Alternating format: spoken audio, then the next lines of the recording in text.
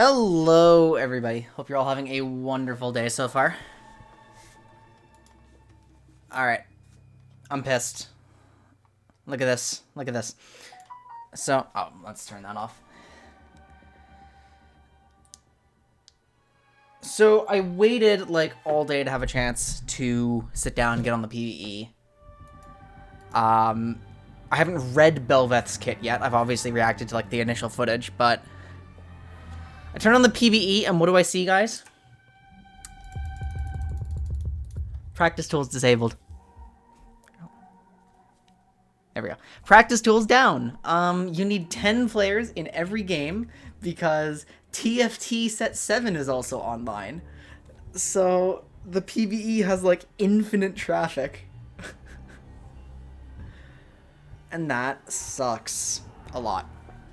Like a lot. So I guess we just have to read her kits. The plan for today, welcome everyone, hope you're all doing well. We're just doing analysis, no gameplay. The idea for today is that I read Bel'Veth's kits, like finally get the actual nitty-gritty details that I wanted, so I can start preparing my knowledge. We can get into the... I can start planning my day one video, right? And then I have to move on to the patch notes, so I can really think about like what might happen. And then there's a few champions whose power levels I have to analyze, so I can see if they're going to be like meaningfully affected by the new patch. Because I can sit here and say that I think Cassiopeia is going to get better all I want, but if I don't actually know why Cassiopeia is in the state that she is, then I'm just kind of talking into my ass, right? Bel'Veth. Let's go. My ad blocker is on, by the way. There's a video out there. Hello, everyone. Yeah. No, so, I mean, I've watched some of the videos. You know, because there was that gameplay stuff that came out. I had something that came out on my Clips channel of me reacting to, like, the very basics. I just don't get to actually play with her yet. Okay, Bel'Veth. What's her attack range? 125. Really? But her wingspan is so wide, right? Like, I would have expected this to be longer. Okay, 125. Whatever. Death in Lavender. After casting an ability, Bel'Veth gains 2 stacks for 5 seconds, stacking up to 6 times and refreshing on subsequent ability casts. While she has stacks, she becomes ghosted and gains bonus attack speed. Okay, so that's her purple resource, the Lavender bar. So she can have like 6 empowered auto attacks, which are just faster. Whenever Bel'Veth scores a takedown against a champion or monster, she gains a stack of Lavender permanently. Large monsters grant her 1 stack. Champions and epic monsters grant her 2. Each stack grants her bonus attack speed. Oh! Bel'Veth attacks faster than normal and can exceed the attack speed cap, but her basic attacks deal 25% reduced damage and apply on hits at 75% effect. What the? Okay. I don't need the video. I've seen her already. I'm reading the kit for the first time, but like, again, how much footage has been drip fed to us? Thank you, though. Okay, so this is how they're trying to get her into the jungle, right? Because if you're putting Bel'Veth in the lane for increased income, then you're not gaining stacks of Lavender unless you're like giga snowballing on your opponent. You're not getting all the attack speed in the known universe. Void Surge. This isn't the trailer. I know it's not the trailer. I know it's the Skin Spotlights video. I have a wiki. We're good. Okay, so immediately...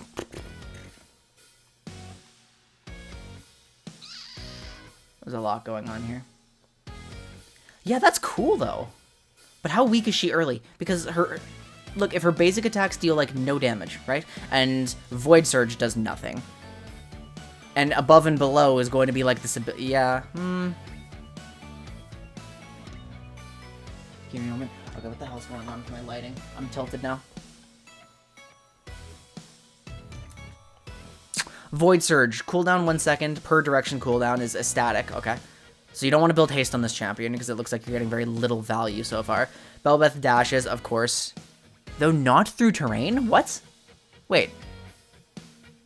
Dealing physical damage to enemies she passes through, applying on hit. Okay, so she does apply on hits there.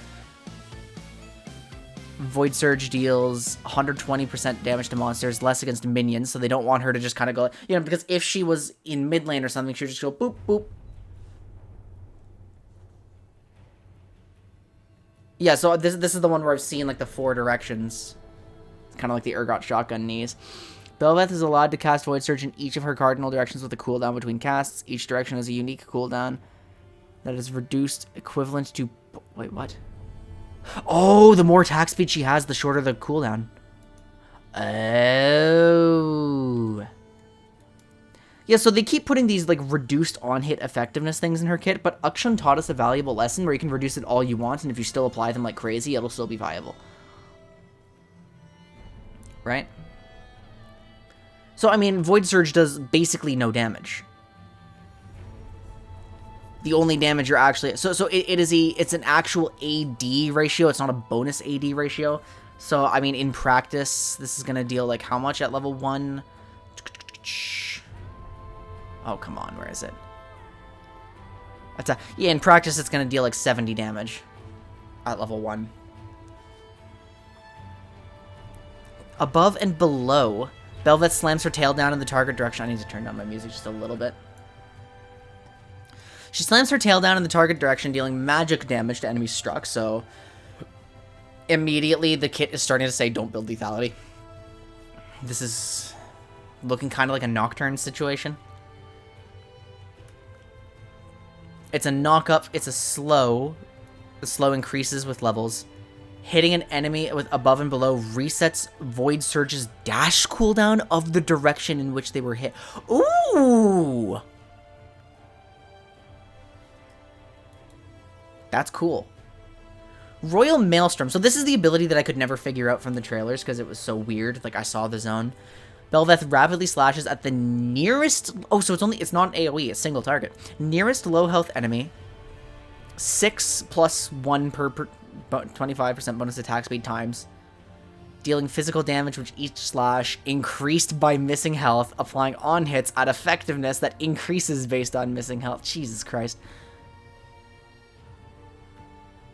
It deals increased damage to monsters, attacks apply lifesteal, can't crit. What's up?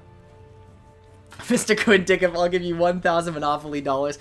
Well, given that she appears to be a champion that scales, like, entirely off attack speed and jungle monsters, I mean, I don't even think she can be played top. So far, at least.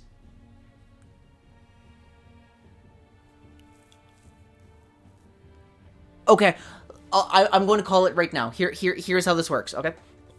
The only way Bel'Veth can be played support is if, for some reason, Nashor's Tooth is a strong rush item. That's what I think.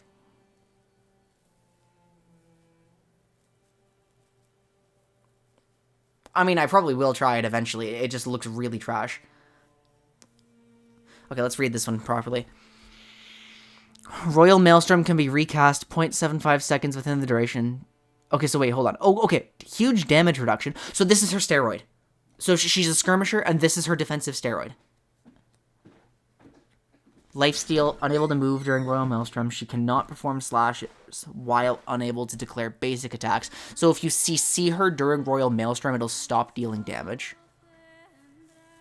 Okay. They're really trying to push her out of crits. But I'm not sure having one ability that doesn't crit is enough to do that. Especially since most attack speed items, like, actually... most of the attack speed package has crit on it. I mean, frankly, guys, this is screaming Stridebreaker Death Stance. Like, without actually getting the opportunity to try Bel'Veth, this is saying, like, build me like Nocturne. I mean, you're not getting your on-hit synergies, which kind of sucks, but... Well, let's read the ultimate first, because... oh my god, this is a long ultimate. 1 second cooldown. Her Q and W are a significant wave clear. Well, possibly. And so the only reason that would be, like, fine is if Lavender doesn't end up being that important, and what matters more is gold. Because if Bel'Veth doesn't gain value from gold, like, you don't want to spend all... Oh, wait, but you don't want to spend everything on your... Loco! Thank you so much for the follow. Really appreciate it. Okay. Let me read the path. Okay, I need to finish reading the ultimate, too. Bel'Veth's basic attacks apply a mark to the target for 5 seconds, refreshing on subsequent basic attacks, expiring on attacking a new target. Each second attack... Okay, so this is like Micro Kraken Slayer. Grants a stack that increases this damage by the same value, stacking infinitely. Wait. Whoa. Hold on. When Bel'Veth scores a takedown, they spawn a Void Coral from their corpse. Baron, Nashor, and Trailed summon an enhanced Void Coral. Bel'Veth consumes the target Void Coral, slowing nearby enemies, ramping, and then creates an explosion. True damage. Bel'Veth gains a stack of Lavender, assumes her true form for 60 seconds. Evolves into a monster, gaining bonus health, bonus movement speed, out of combat, bonus attack range, which can be up to 225, okay. Increased total attack speed. She gains the ability to dash through terrain with Void Surge, so if that's not baseline, she has to be true form. Consuming Void Corals refreshes the duration. Heals Bel'Veth. If she consumes Enhanced Void Coral, she remains in her true form for 180 seconds instead. This is the Remora. This is the siege stuff. Okay.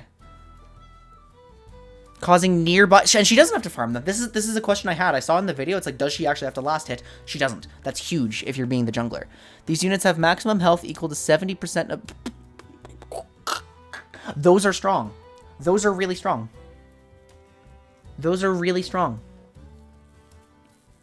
Wow. Wow, wow, wow, wow, wow. Okay, so if at any point Bel'Veth kills you or takes specifically the Void neutral monsters...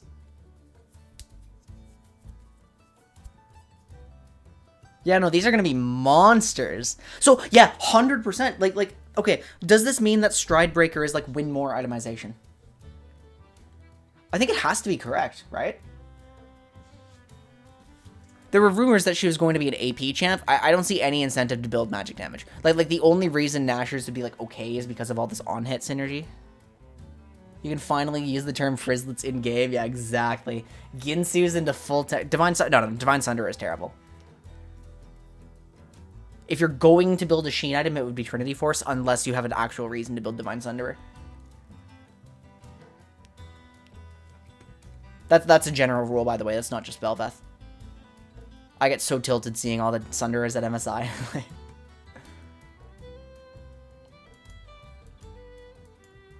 I mean, like, every time I play Viego and I build Trinity Force, like, I'm actually useful, so...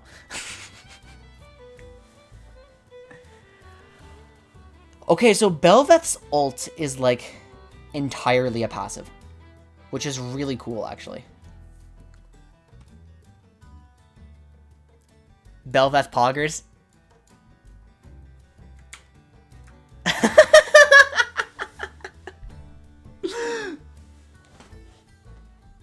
Look at her, she's pogging out of her mind. This is so good.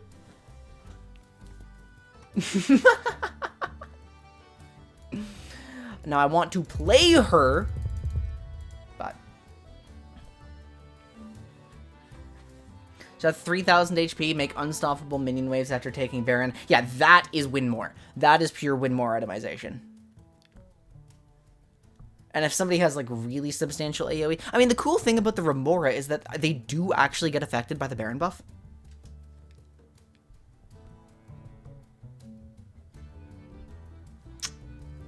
Okay, hold on. How does this stack work? Bel'Veth's basic attacks apply a mark to the target for 5 seconds, refreshing on subsequent attacks, expiring on attacking a new target.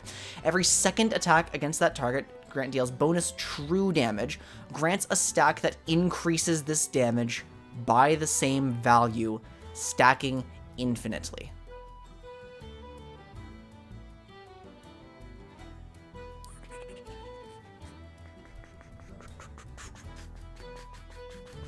Yeah, okay, so basically, this is giving me Kayn vibes. It's giving me Master Yi vibes, too, actually. Okay, so the TLDR, kill monsters, get attack speed. Hit champions, get true damage. The more Bel'Veth stays in combat, the better she becomes. Now, my question is, when you have 6, does Royal Maelstrom actually trigger this effect? Because are these considered attacks? Somebody who actually got the chance to play Bel'Veth earlier, does Royal Maelstrom trigger Kraken Slayer?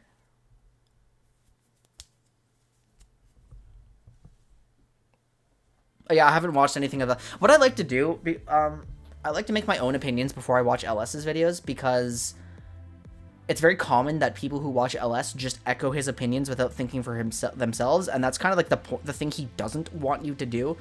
Like, you're supposed to think. I tend to agree with LS often, but I don't just blindly follow him, because that's doing a disservice to yourself, right? So I don't know what he's saying yet.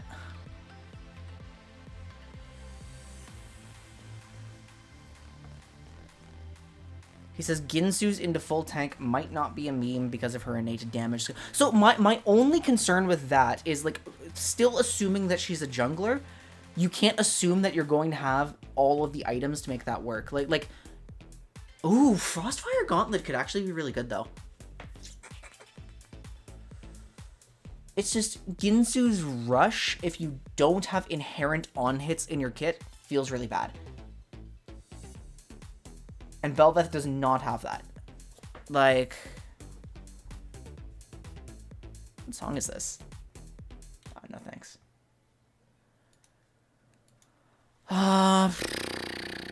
See, basically everything in this kit just says, like, applies on hits at certain effectiveness. Void Surge doesn't have an on hit, Above and Below doesn't have an on hit, Royal Maelstrom doesn't have an on hit. Technically, Endless Banquet is not an on hit. Technically. Maybe it is? Oh, Minoshi says it is. I don't know, it's not worded as an on hit. It's just the attack deals bonus true damage. Now, the way this is worded on the wiki isn't necessarily clear. Also, no, that wouldn't... It's weird, because on-hit reductions can't...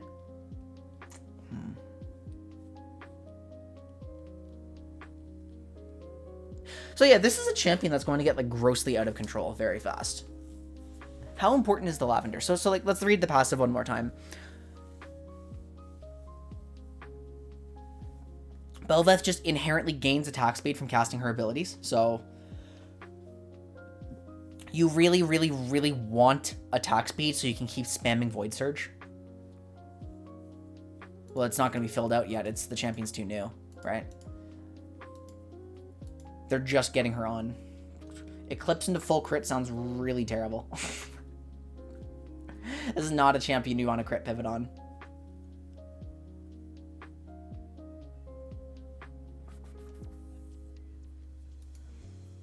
Bel'Veth attacks faster than normal and can exceed the attack speed cap, but her basic attacks deal 25% reduced damage and apply on-hit effects at 75% effectiveness. She cannot gain attack speed through growth. So you must gain attack speed through Death and Lavender. And hold on, having Lavender gives her attack speed. Based on level. The stacks become more effective over time. Oh!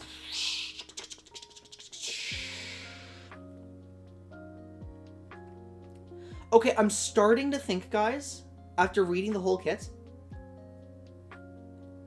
having Endless Banquet earlier is really good. Having the income might offset not having Lavender stacks.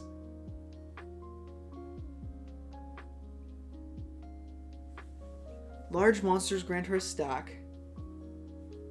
Oh, fuck, but no, she's gaining 6 stacks per clear. Or 10 stacks per 2 clears.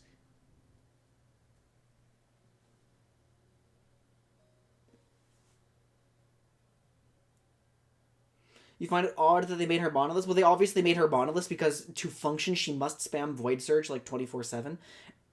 And Mana would be too much of a gate for that, yeah.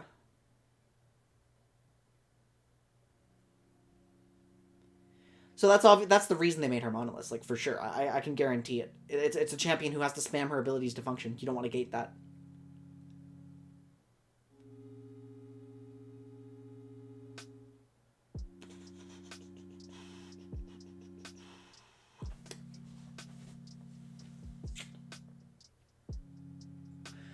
So if you're playing jungle Bel'Veth, you're going to be gaining more lavender stacks than if you were playing lane Bel'Veth. Bot lane and support Bel'Veth do still sound really, really, really bad because you might get the income for attack speed, but you really need the XP as well to make Endless Banquet's true damage scaling function. I mean, like, tank Bel'Veth might be good. Yeah, no, I think if you're playing jungle Bel'Veth, it has to be like Stridebreaker into like DD or tank items. The reason I'm saying that, guys, is because like jungle is like one step removed from support.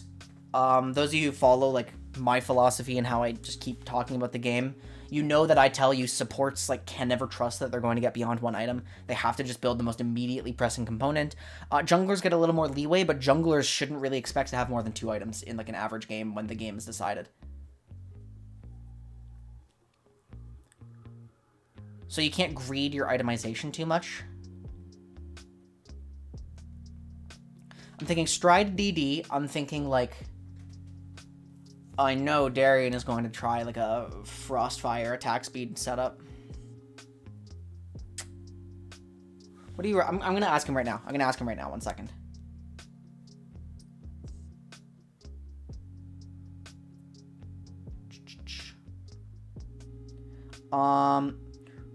What is your build order on tank Nocturne? Let's just see if he answers. True. You think Jungle Bel'Veth doesn't itemize for AS too much because you're going to have so much of it innately? That is true, which is why like the Stridebreaker HP and slow are actually what stands out to me. Like, I mean, you're kind of going to have to. If you do intend to play her in lane, basically, okay, the advantage to playing Bel'Veth in lane would be access to gold and XP, which would be access to better on-hit items. So it's like, if you're playing lane Bel'Veth, like specifically top lane Bel'Veth, let's be clear. If you're playing top lane Bel'Veth, I think you have an opportunity to go like Kog'Maw builds. Yeah, I think you might be able to get away with Kog'Maw builds where you could argue like Bork Ginsu's tank items, or you could just go like Bork curving into, I don't know, Bork shield bow. I can't shake the feeling that Stridebreaker is best. I really can't. And I really think the only thing that could compete with it until I actually try would be Frostfire. It would be Frostfire. We said no to Trinity Force. We didn't. Okay, no, we didn't rule out Trinity Force. I am concerned if Bel'Veth has like insane dash availability, right? But she can't like spam dashes in the same direction. So I think what I value more on Bel'Veth, like it's really all about this. This is the effect that matters. If you can't stick to your targets, then you're like shitty Shyvana, I think. And Shyvana is like I mean, like, it's... I can't really say that because, again, this champion is so much more mobile. Asterix Gauge Gaming? No, your base AD is too low. And you're not building enough health.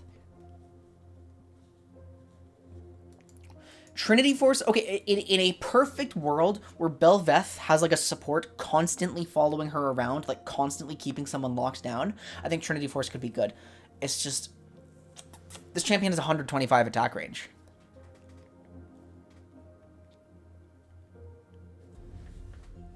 The champion has 125 attack range. I don't know the dash distance.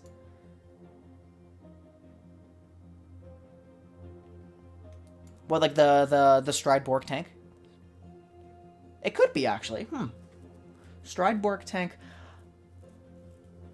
Frostfire Chem Tank Bork. Or Frostfire or Chem Tank into Bork. That one also... I mean, Frostfire for sure over Chem Tank. Frostfire for sure. Like, you need to stick to your opponents. And you need attack speed. Okay, so, I mean, like, maybe Trinity has value because the more attack speed you have, the shorter your dash cooldown is in a certain direction. Oh, and the thing I'm forgetting, too, is that Bel'Veth does have, like, this QWQ.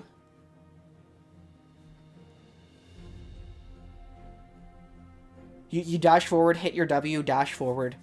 And then it slows for like 2... Okay. Once again, the last thing I need to know, does Royal Maelstrom proc Kraken? I guess we find that out ourselves, right? This champion's gonna be so fucking weak early game. Oh my god. This champion has to be, like, pathetic early game. This is a power farm jungler. Ooh, but is she like one of the hyper DPS junglers that I've been looking for?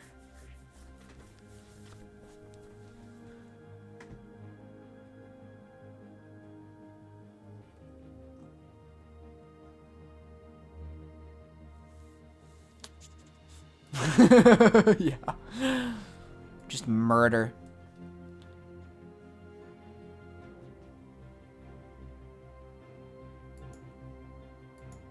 The Remora are insane. I mean, like, okay. I think itemizing for your Remora is trolling.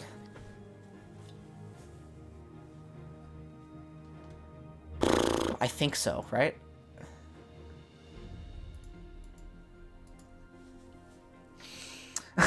I never acknowledged that Night Harvester comment, but thanks, I hate it.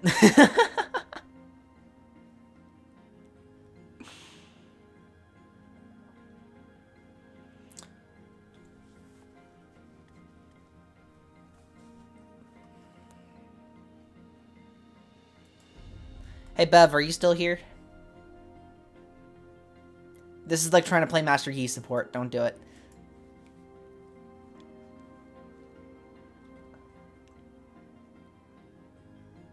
I wonder if Yi is going to be better, actually.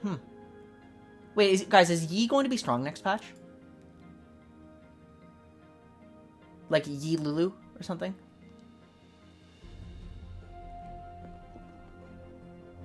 Depends on how hard the game slows down, I guess.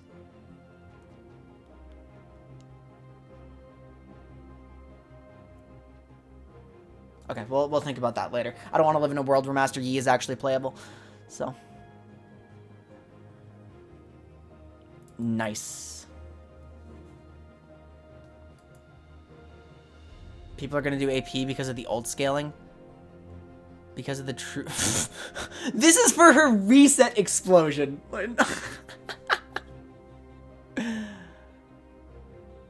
Okay, so you are an infinitely scaling reset champion, which means you're piss poor.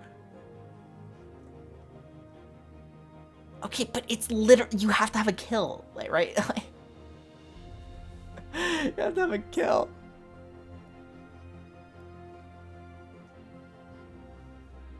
The more AD you have, the tankier you are in your true form. Your true form lasts, what? It said 60 seconds? 60 seconds. Or 3 minutes.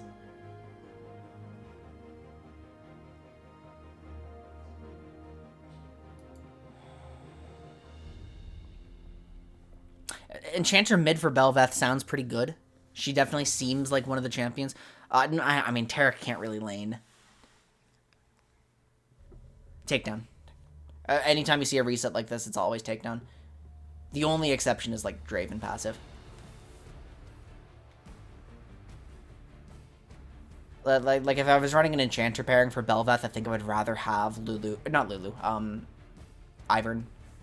If you guys haven't played Ivern mid yet, like... Oh my fucking god, it's actually so much fun. And I think Karma's, like, 3-lane viable, so... I play Lulu mid. Tarek really can't lane. He really can't. Zaz, thank you so much for the host. I really appreciate it. They took 30 I haven't read the patch notes yet, but yeah, I mean they nerfed everyone who has shields and shields. So we'll have to read those. I mean, this is post Moonstone nerf though. Oof. Okay, so top lane Bel'Veth seems like it could work. I think there's a universe in which we can play it. We just have to see how the itemization works. There's the raid notification. There it is. The host came in, like, earlier.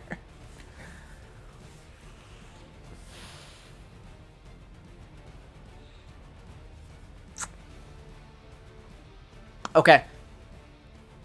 We're going to confirm my theories on Friday, I think. If I don't have anything going on Friday, then Friday is our Bel'Veth in-house. So everybody in chat who has a PBE account and wants to play on Friday, make sure you're up to date. Try that. It's the spam raid notifications. What's up, Zaz? Mid lane doesn't seem insane either. I mean... once this champion gets onto... Yeah, the raid went through. The raid went through 3 times, but we're here.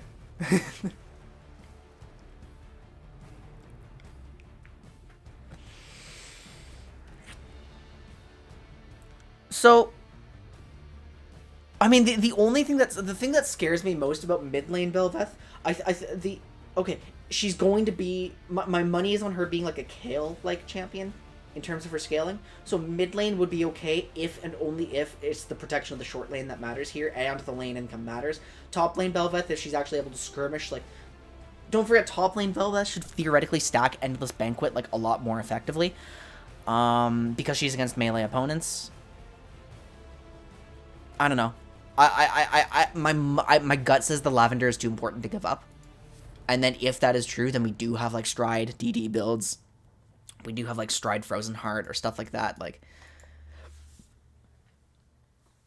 it's cool. She's, like, infinitely scaling, but the only thing that matters is that she's actually in combat, not that she gets items. So I think she is a jungler, but we'll test it out. Get your PB accounts ready. We play Friday. I think that's all I can really say about Bel'Veth right now. We did good. Yeah, exactly. Does anyone else have anything else they noticed? I still don't know if this proc's Kraken, and I can't fucking get in because someone's team fight tactics set released, so the PvE traffic is being taken up, but...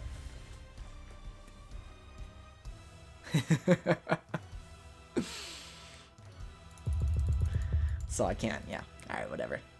Kale, Kassadin, and Bel'Veth on the same team sounds like you just lose instantaneously as soon as somebody locks in, like, Draven.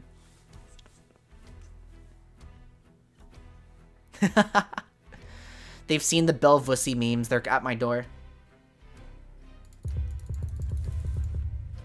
Like, no more of this. This is illegal.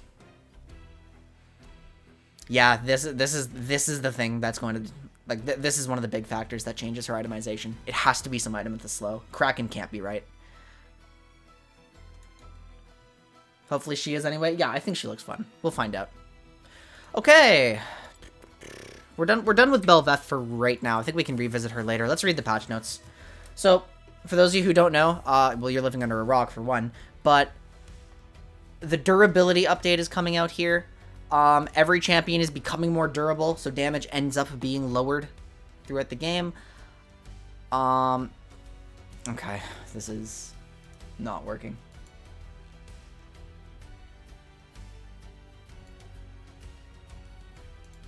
Where's the... There it is. We'll use this. Basically, what we're going to see. Every champion is receiving health. Every champion is receiving health per level, armor per level, and resist per level. So, very notably, the only thing that matters for early laning, guys, is this plus 70 health. So lane phase isn't going to feel dramatically different. So it's not like champions are going to get like a free pass to scale, I don't think. But we're nerfing Grievous Wounds, we're nerfing heals and shields because the increased durability is going to make those matter more. We're nerfing Vamp, that makes sense, I'm fine with that. And then there's going to be more specific updates, so really the thing that I need to check is if, like, specific champions get hits unnecessarily hard. Like, it's more than 10%, right? Can you go to a custom game in the background to check? Yeah, but look at this. Custom games take 10 players. I don't think Brand Mid is going to be dramatically better just because Brand still doesn't do anything with the resources he's given. Like, Brand Mid and Brand Support don't have different damage output.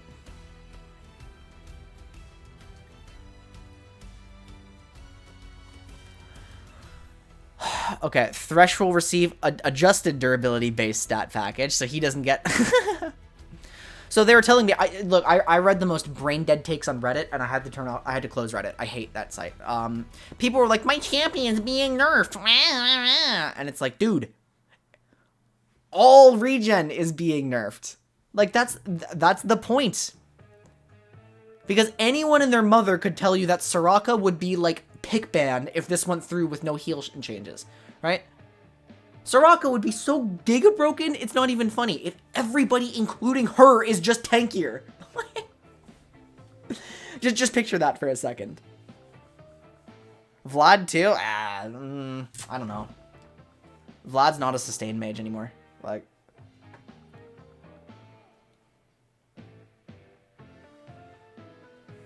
I'd like him to be again. I don't like him as a burst mage. Well, I do. I have a lot of fun playing him. He's just too niche. Okay, since each champion uses... Yeah, so people are going to be nerfed. And then we have to have, like, bare minimum faith in Riot to follow up on the balance afterwards, right? I think we can do that.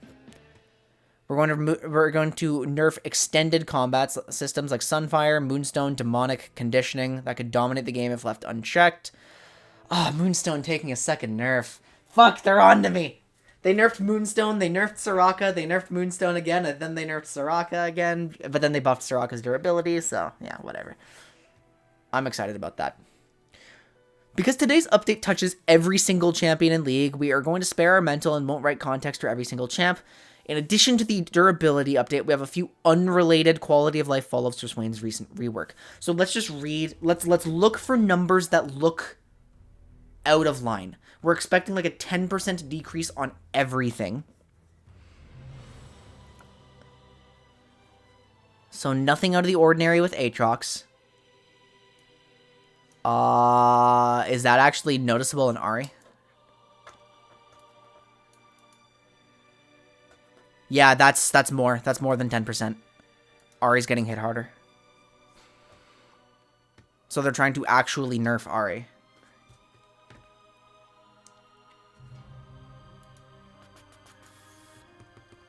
Akshan got, yep, normal. Alistar, normal. Still doubled for allies. Annie E, normal. I felt... That is 10%.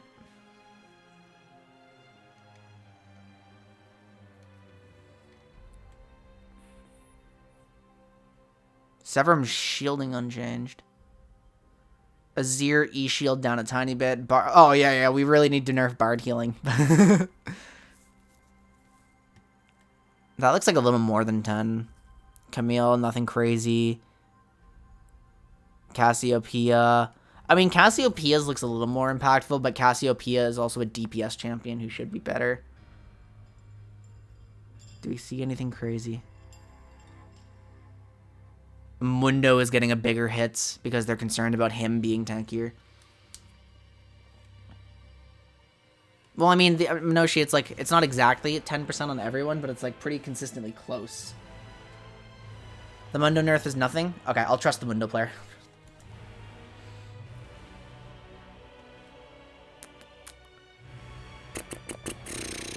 Fiora, yeah, nothing. Fiddlesticks, nothing real. I mean, actually, hold on. This one could be a little more because it's damage dealt, and Fiddlesticks is going to deal less damage too.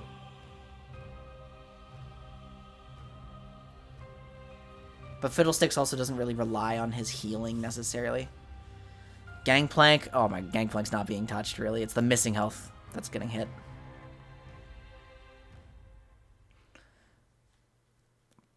Okay, yeah, rank 1 doesn't matter then. Rank 3 is a little... okay, Gwen is getting hit a little bit. Alawi a little bit.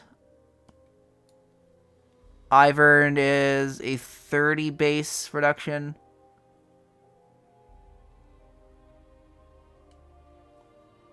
I guess I haven't... Yeah, I guess the Fiddle buffs weren't that big. Okay, Janna is going to be like a huge offender if unchecked. Uh-oh. Base heal not touched. Uh-oh.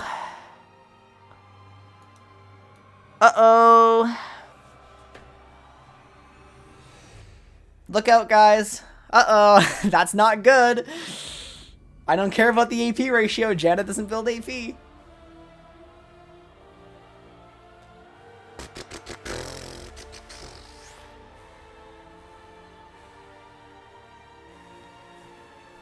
Okay, watch for Janna then. That could be terrifying. I think we don't really need to care too much about Ivern. I mean, like, his...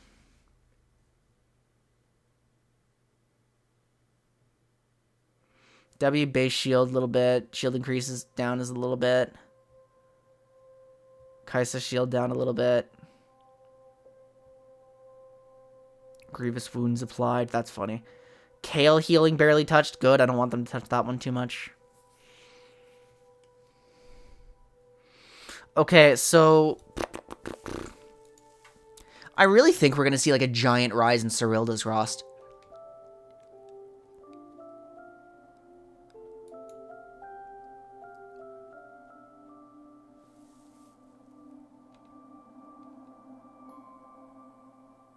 Right? Like, that has to be the play.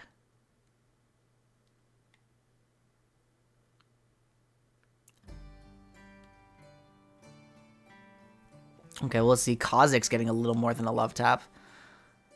I want to keep my eye on Gorzix. Low-key, the more assassins as a whole get worse, the better Kha'Zix gets. Like, as an assassin.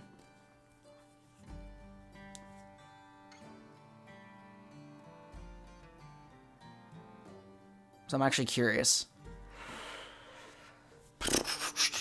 Anything crazy here? Scarl, nothing big. Lee Sin, nothing big. Lysandra, tiny love tap. Anything real? Lulu getting hit a little more. I mean, that's about the same as Ivern. So it looks like they're a little concerned about big shields, and they're taking big shields down like a little bit. I mean, Kha'Zix is the best gore user of the assassins, though, because his combat pattern is just inherently slower.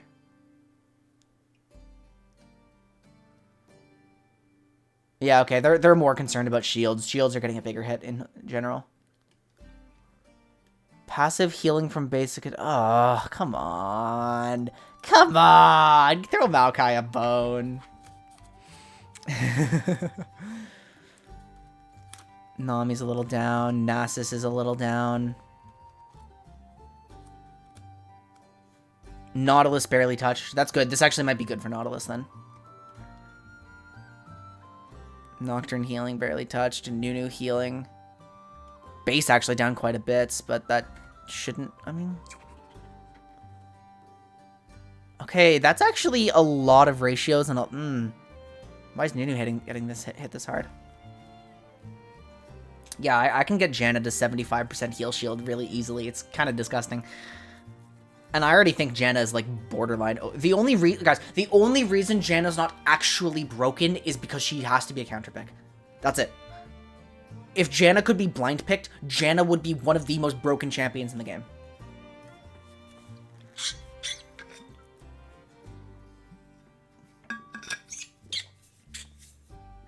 I firmly believe that.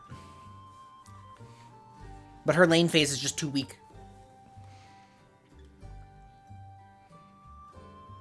Orianna, Pyke. Yeah, the Pyke mains are bitching and moaning about this. It's like, I don't care. Pyke is tankier. Like, roll with it. Sure, the only thing that's actually a problem for Pyke is that the X thresholds are harder to meet. So Pyke might actually be meaningfully kind of bad for a little bit, and then I'm sure he'll get buffed back up. So, Rakan, love tap. Oh no, Rel's healing. Renata's shield. Yeah, they're hitting. Is there anything big? Riven. Shield values are going down like around 20 to 25 every time. Senna heal. I mean, what's actually getting hit here? Oh, the bonus AD ratio. Ooh, okay. Okay. The lethality ratio is untouched, but I mean, the lethality ratio is not even good.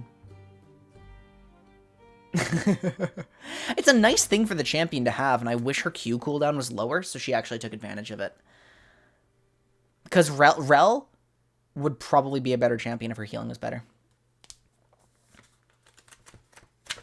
Yeah, Rel's just too high risk. I wouldn't mind her getting a mid-scope. Seraphine down a little bit, heal per ally down a little bit. I'm a little concerned about the long-term implications. Oh, wait, is this just an... Oh, it's just on AP ratio. Never mind, we're good. Yeah, okay, Seraphine's good. Shen, fine. Little bonus health nerf. Grievous wounds. Shield from 160 to... Oh, it's just max health. Okay, because he's getting more of it.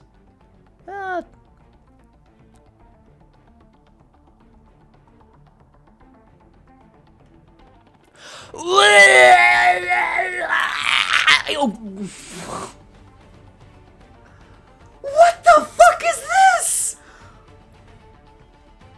Oh no! Ah, it hurts. No! Minus 50 base. Oh, fuck.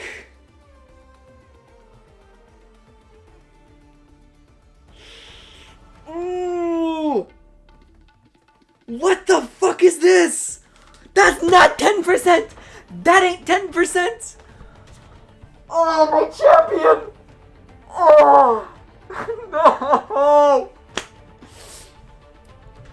My reign of terror was over and I was too mentally ill to even take advantage of it. Soraka's been actually broken for like 2 years and I haven't played ranked. Oh. No. Okay, 15% ratio, 50 base, plus further Moonstone nerfs.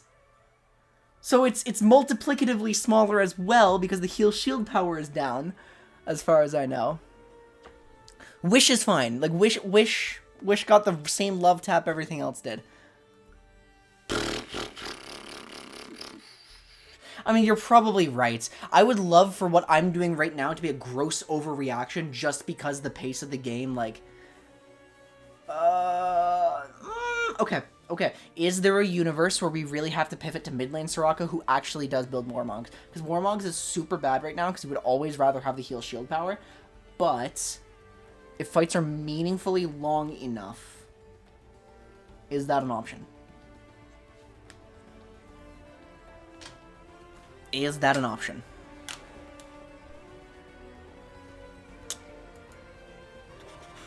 Yeah, because at the end of the day, Soraka still has her, like, 1 second cooldown heal. Right? It will cost her health. Like... I should know the exact amount it costs, because, you know, this is my champion, but...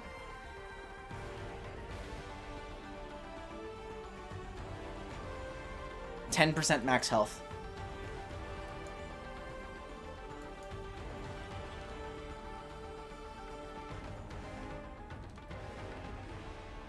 Even her Q heal? No, I mean, like, this Astral Infusion's cooldown is, like, not fair.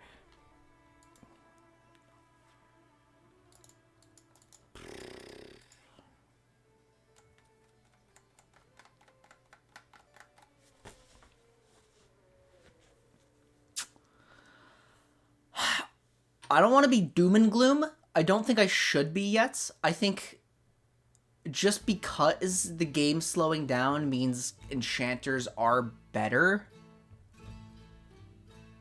we're probably fine.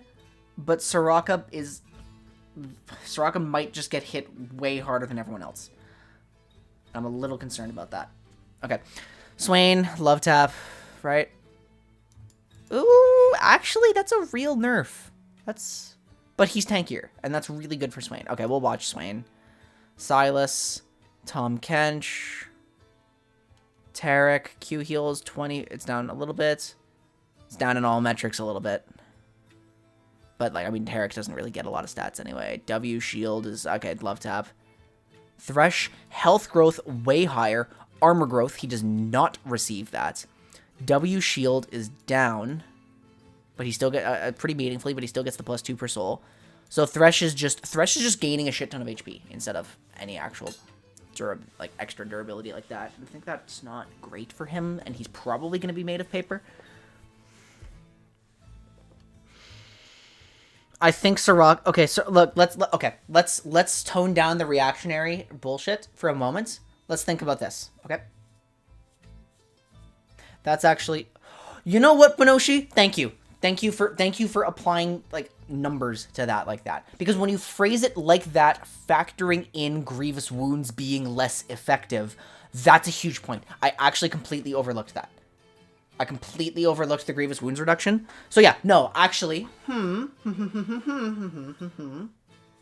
if Soraka is losing more because she's going to be less affected by grievous wounds, and because everyone is... Yeah, so it's actually necessary to nerf Soraka more, or she's going to be...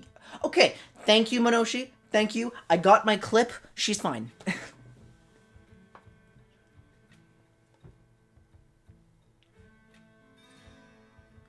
Oh, you're talking about Soraka Q? Wait, Soraka Q. I hope you mean W, because, like, that...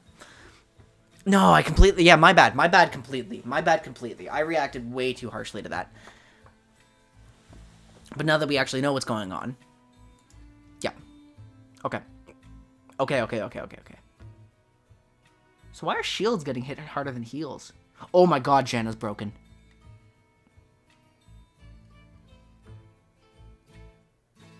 W, okay.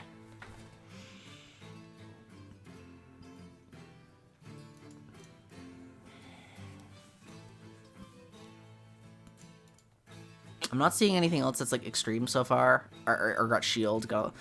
Oh, this could be good. Grievous wounds, heal upon possession is down a little bit.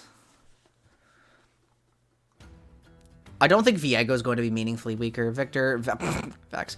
Vladimir heal is down a little bit by AP. Empowered heal is down a little bit by AP, not by value.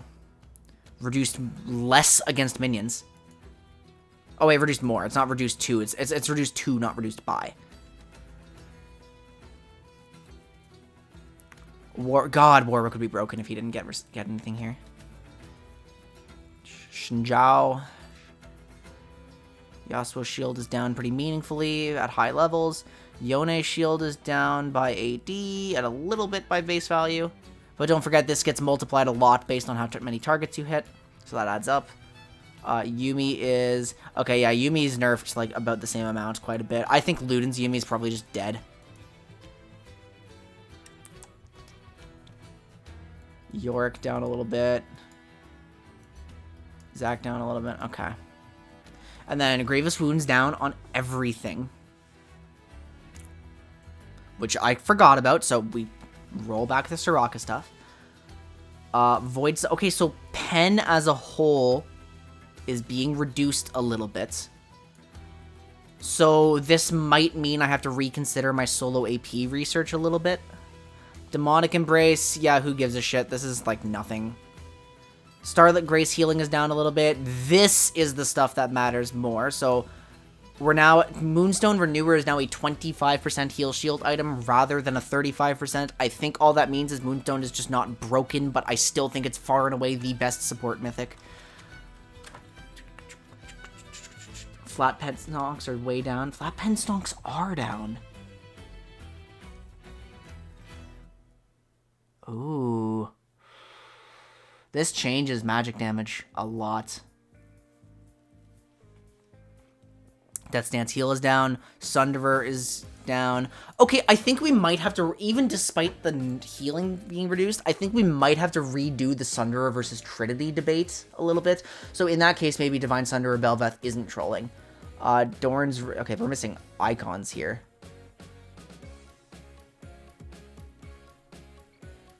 Mana regen is actually up, so... Okay. Vamp down on Elixir of Wrath. Fimble shield is down like an okay amount, but we're also more durable. Stone Plate is reduced a little bit. Gore Drinker is reduced a bit. The Lifesteal nerf is a buff. Wait, what?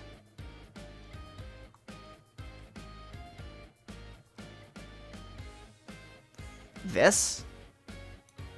Oh, is it still net up because of the increased health that everyone got? Okay. I mean, that checks out. Gore Drinker, Omnivamp is down. Ooh, oh, wait a minute. Holy shit. Ornn's Masterwork is... I remember hearing Gore Drinker was one of Ornn's best Masterwork items. I don't know if that's true anymore. The heal is down Hailblade, Omnivamp, Ember Knife. Okay, that's down. Locket. This is the same Love Tap. Maw. Wait, Maw has Omnivamp? Oh, right, during Lifeline. Mikhail's healing. That's not going to change his pick conditions at all. I mean, this all looks like it's still in the realm of just same Love Tap's Redemption hit a little bit harder because they're trying to hit healing harder because there's no Grievous, which makes sense. I have to remember that context. Seraphs, Keck W. Sterix might be actually quite a bit better on health stackers, because this isn't nerfed as much as some other things. Mana regen on just Shard. Okay, just Shard of Troy. I said not Sickle. Like, not the Black Mist Scythe. Bloodthirster's not... I mean, I don't see anything crazy. I'm glad they caught Conditioning, because that would have been broken. Keck W. Fine. That's Love Tap. Grasp is like... Yeah, Love Tap. Damage is... Is that... Damage is down. A little bit. Okay, I mean, I'm not seeing anything. I'm not seeing any, like, egregious outliers down here. I think we can kind of glaze over this a little bit. Swain is getting automatically casts Demon Flare when Demonic Ascension expires. Okay. But not if he dies. Swain will now fully refill his power on takedown. Cool. Talia just gets some bugs fixed. Alright, whatever, and there's nothing here. I have our duo restriction.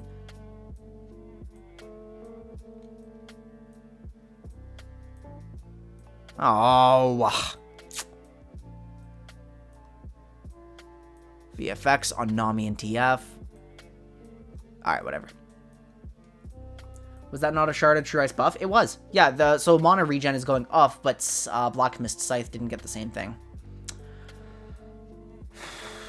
Can you heal less than nothing? Yes. Yes, you can. Sterix Orin. Sterix Orin sounds really bad. Are assassins dead? Actually, Ben, I was saying Kha'Zix is probably like one of the better assassins. Because as general assassins and burst damage goes down, Kha'Zix as an assassin becomes more appealing. Because his attack pattern is slower, right? So I unironically think Gorzix might just be fine. You can probably still get away with Eclipse. I mean, I like Kha'Zix. So, the only thing we've done so far, is actually, like, go through the numbers and look for something egregious. Soraka looked egregious, but I was just wrong. I don't see anything way out of line.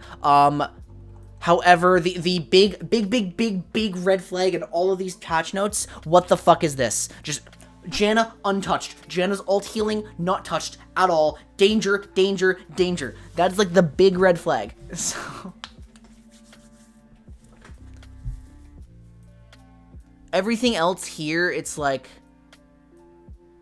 within the realm of 10% nerfs. Oh, and somebody got hit unnecessarily. Yeah, Ari got hit, I think, a little bit harder than usual.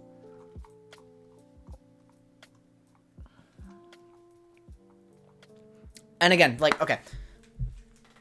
Surely Cyril is Rost, right?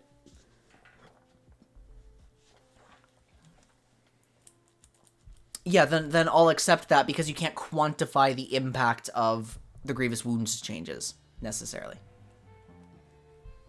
Jungle. Okay, that's good. I'm actually happy about that. So, what is the actual impact of everybody becoming more durable? Let's think. Okay. My theory is that the only thing that matters in the early game, I mean, obviously, it's not even a theory. The only thing that matters in the very early game in the lane phase is plus 70 health, okay? All burst champions are going to be completely fine in the early game.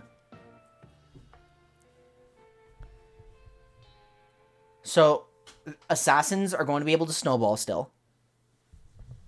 Burst mages are going to be able to snowball still.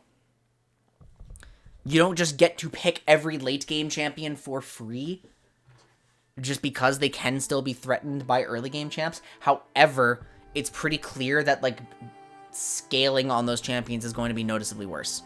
And since we live in a game that has objective bounties in it, And since it's significantly harder to push through, like, tier 2 turrets and stuff like that without egregious mistakes, oh my god, why are the fireworks back?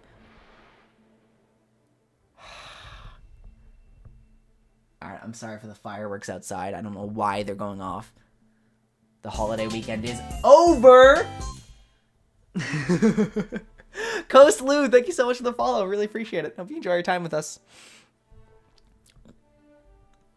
The big thing that this is telling me is that it's just like, obviously the game will slow down a little bit because although snowbally burst champions are fine for the early game, they fall off harder. So we were in a game state where, like, if you go back to, like, League history, right? Assassins would fall off later in the game. But as time went on and the itemization became better, champions stopped falling off as hard. I think we are going to see more of a shift between, like, between early game and late game champions. Level 11 is up 8 MR.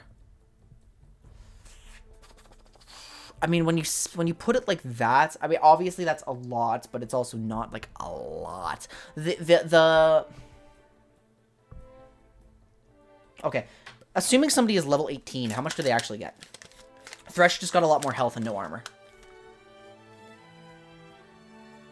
But he did get the magic resist. Okay, so champions are getting like 21 armor and 14 MR. That's not bad, the 14 MR.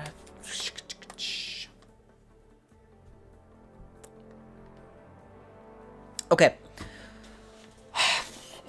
The 21 armor is good. It's like 14 times 18 plus 70. So champions are, as a whole, getting like 322 health throughout the game. I'm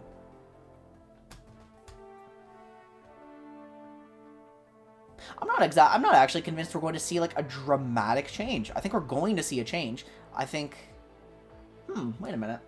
300 health and 20 armor is a lot. That's like a full item.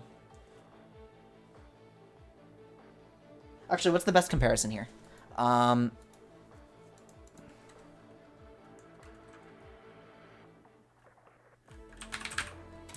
damn it. Oh my god. Frostfire Gauntlet. Okay, so every champion in the game at level 18, remember that's 18. Why are my ads on? Like, what the fuck is this?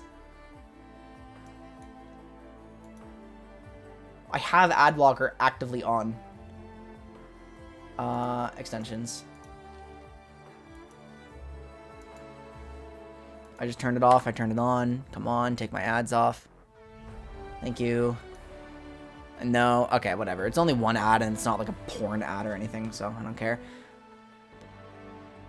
So every champion by level 18, which is end game, is receiving like just under the stats of a Frostfire Gauntlet, which is actually quite a big deal.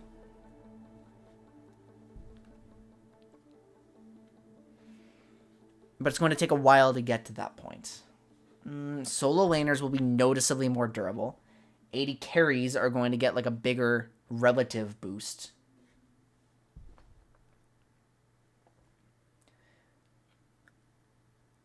So we're gonna go under the assumption that these changes are going to actually be pretty significant, right? In that case, with 80 carries taking longer to kill, they are going to be a lot more valuable as a whole. Sustained damage as a whole is way better. So that would be like... if we look at our magic damage sustained champs too, Cassiopeia, Corki, Gwen, Lilia, Singed, Talia, Ziggs, those champions might feel a lot better. How strong do you think Vayne will be? Well, Vayne still has to struggle through her dogshit lane phase. Like, Vayne has no agency on the wave. I think Silver Vayne will tear up the game. Like, for sure. Vayne is going to be noticeably better. I think the real winner is Kog'Maw. Like, Kog'Maw already builds as many tank items as he can get his hands on. Somebody else pointed out Lilia, who I didn't, like, really think about, but as I think about it more, I think she's going to be pretty insane.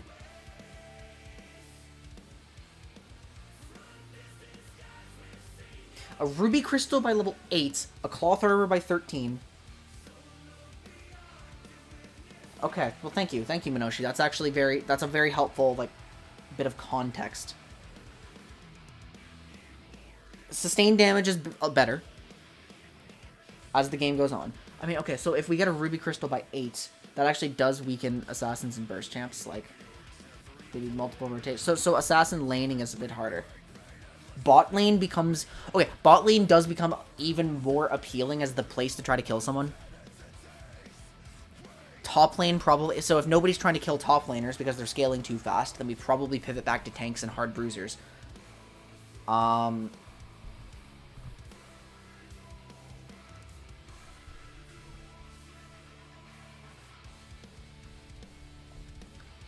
Okay, I think the best way to consider this, guys...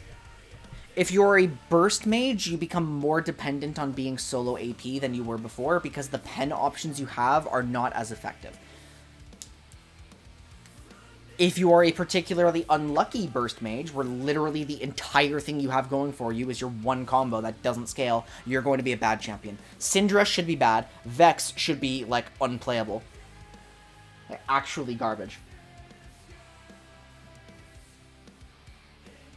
Annie should be fine. I think Annie is good, still. You have an extra MR Rune Shard? Okay, that's useful. Okay,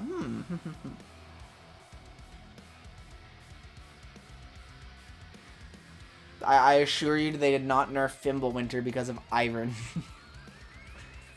Yeah, so even if Annie does end up feeling worse as, like, a bruiser...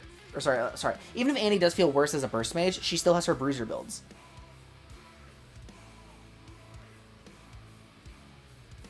So... Like, I think Annie's fine. Let's actually pull up a list of champions. Let's see what's going to happen.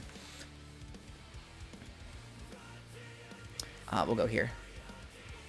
So yeah, if there's any other... Okay, before we move on to, like, this bit of theory crafting, has anybody else noticed, like, a major outlier in the patch notes? Where somebody just got, like, what looks to be a really extreme numbers change, or something that is not nearly extreme enough?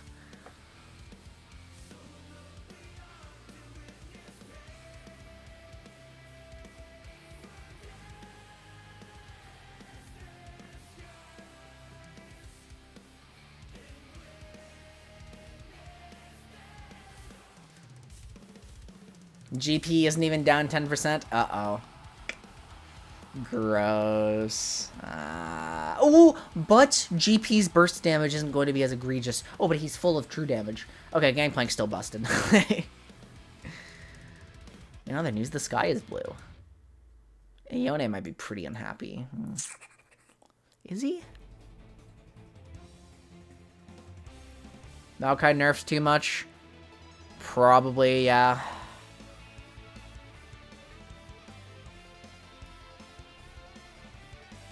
4% max health, 20 base. A little unlucky. Yone's got a 10 that keeps stacking in on itself, though, Minoshi.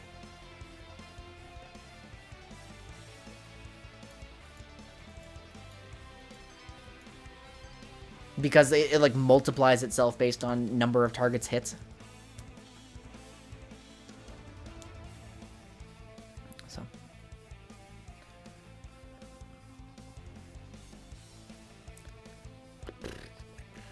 I mean, Yone is probably one of the best assassins anyway. Okay, let's start looking. What we expect. Assassins have to snowball a lot earlier. Burst mages are more reliant on being solo AP and thus are harder to play. Sustained damage is generally better. Enchanters are generally better. Tanks are, frankly, probably not going to be significantly better. I actually don't think tanks are significantly better. But tanks receive 300 HP. Tanks receive some extra stats. Okay, but so did everyone else. And now sustained damage is more favored in the game, which is better at killing tanks. I mean, they're obviously better, but they're not, like, relative to the rest of the cast. I don't think they got, like... Why did I click champion ability? List of champions.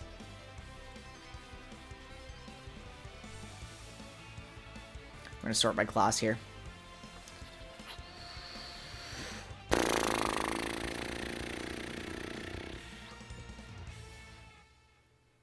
burst mages that reliably get off multiple combo rotations in a fight should be fine.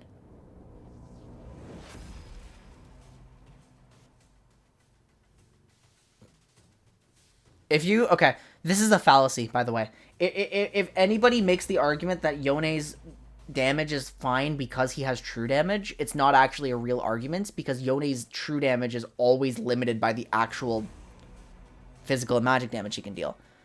The only, like Zed would be allowed to deal true damage if his death mark stored post-mitigation damage, but it doesn't. It's pre-mitigation physical damage, so it gets reduced again. It's the same thing. When you have like a damage... When you have like a damage duplicator like that in your kits, post-mitigation true damage and pre-mitigation physical damage are the same thing. So, like, it's... yeah. I'm actually concerned about how... okay, because Xerath is like a burst mage, but Xerath just gets... Xerath just does damage. Solo AP Xerath, probably fine. Okay, I mean, we'll move on from the artillery mages, because, like, you know, they're not a class expected to be dramatically hit. They're just gonna be tankier, and that's nice. And if we transition to front to back, they'll be better. Of the assassins, Akali probably fine. Evelyn has a lot of... Evelyn pierces through health bars very effectively. She has percent pen. You still don't understand post-mitigation damage? Okay, so... when you're playing Zed and you ult someone, right? Your death mark tracks the amount of damage you would do before it gets reduced by armor and magic resist.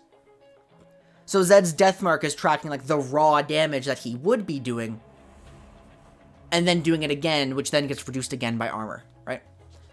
So let's say like Zed would, if you had 0 armor, Zed would deal 400 damage to you. But because you have armor, he only does 300 damage. Well, his death mark still tracks that 400 damage. That's your pre-mitigation damage. It does a percentage of that again. Post-mitigation damage, Yone's true damage, is just... Yone would deal 400 damage. Because of armor and magic resist, it only does 300 damage. Post-mitigation, Yone's E tracks the 300. It just does a percentage of that 300 again. It's true damage, but it's still affected by resistances because it's post-mitigation, right? So that's what that means. Dude, Katarina's gonna be so dog shit. Look for your sustained damage assassins. Akali, Echo, Kha'Zix, Nocturne, Diana, Yone. I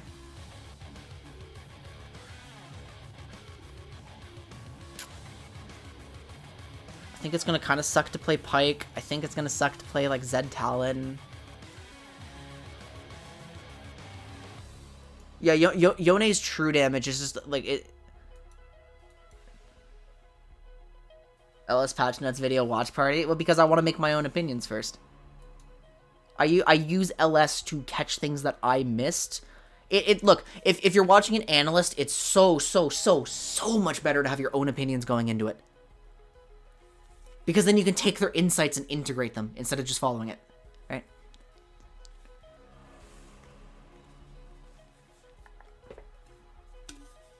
I need some water.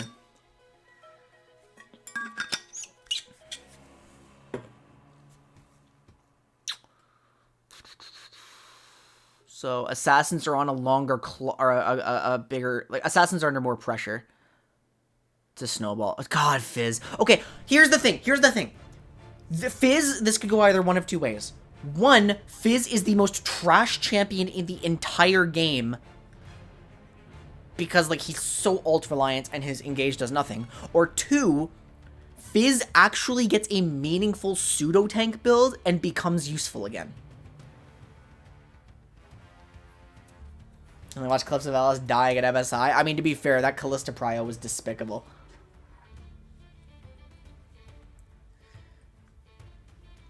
Please be the first option. I mean, Fizz is already pretty terrible. Like Fizz's entire thing is he gets 8 kills and then loses the game.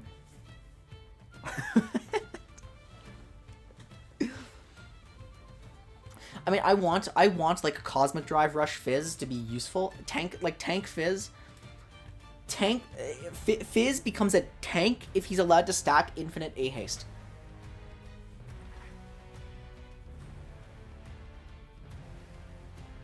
Yeah.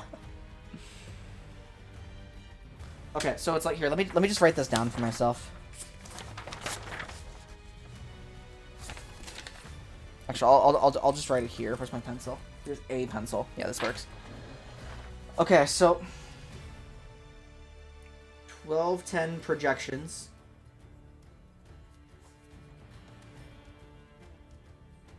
Lane phase not dramatically hits.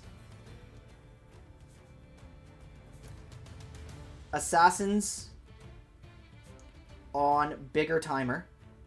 Or bigger snowball timer. But. Actually, I should move over so I'm on camera. But those who heavily overkill are probably fine. I would not at all be surprised to see Evelynn survive this patch. Like, if Evelynn is still really good, I'm not surprised.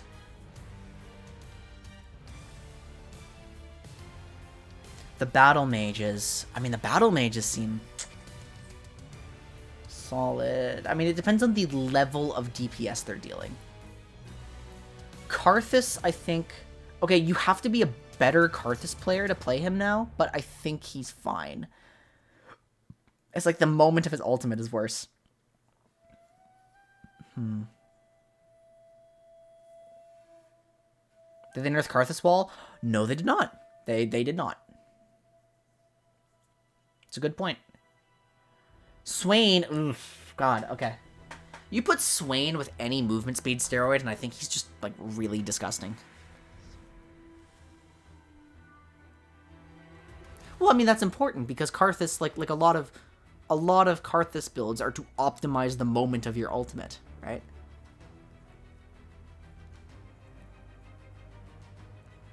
Ironically, I do, like, we're about to lose this version of Aurelion Sol, but I think he might actually be pretty reasonably good.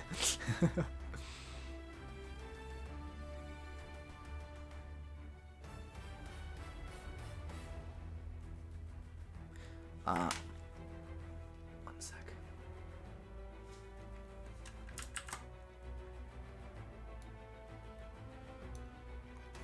I need this. This is important.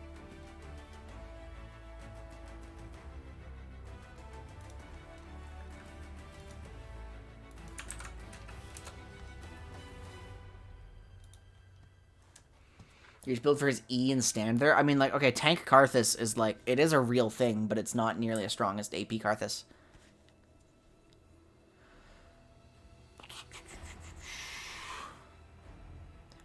Rise is awful. Rumble has percentage shred. Might come up as something. Rumble might actually be really good.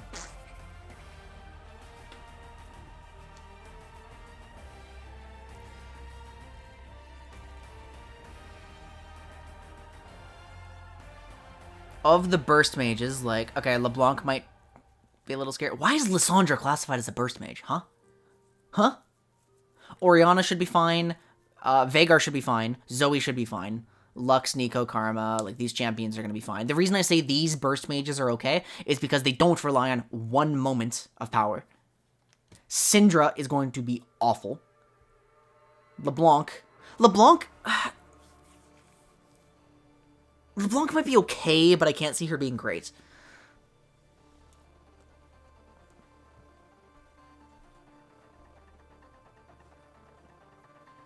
No, I mean, I don't like Dark Harvest compared to First Strike. First Strike Karthus is just so much more consistent. Well, that's only if Karthus gets egregiously fed.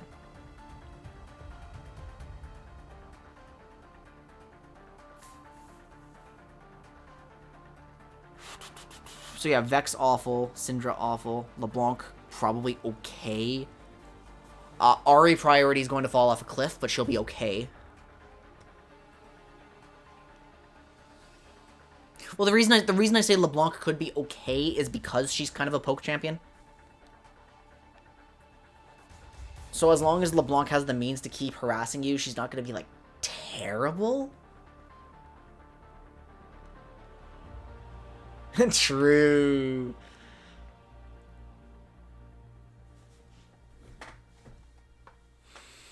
Nico's going to feel worse because she's going to bully lane, like, just as hard, but... And the thing about damage not being reduced is that nobody's wave clear thresholds are being ruined. Which is really, really important. We can skip past these.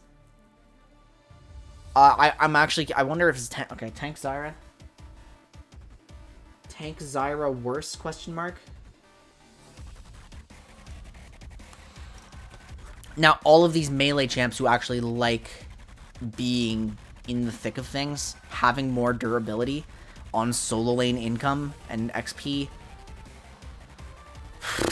actually seems pretty solid. Like, I can't think of a single one of these champions who would be worsened by that. Lee Sin probably is, like, the weakest. Oh, Pantheon. Oh, Pantheon! Oh, poor Pantheon. But does Pantheon get more value from his percent armor shred? If Pantheon becomes more capable of playing sustained combat, maybe he's better. But...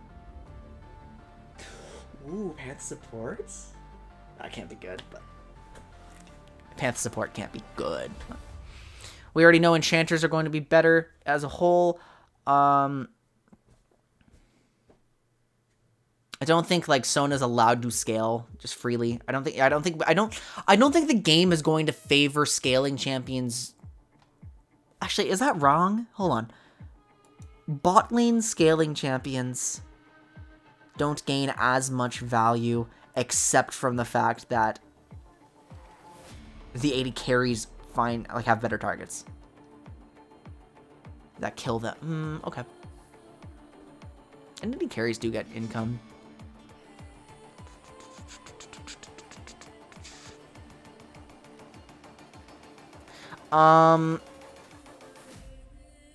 Ashe is going to be bad if you don't have any damage threats behind her. If you're not running like Ashe Brand or something. Like I think Ashe Leona lanes and Ashe Nautilus lanes probably can't function very well. Because they're already on the cusp of being like, eh.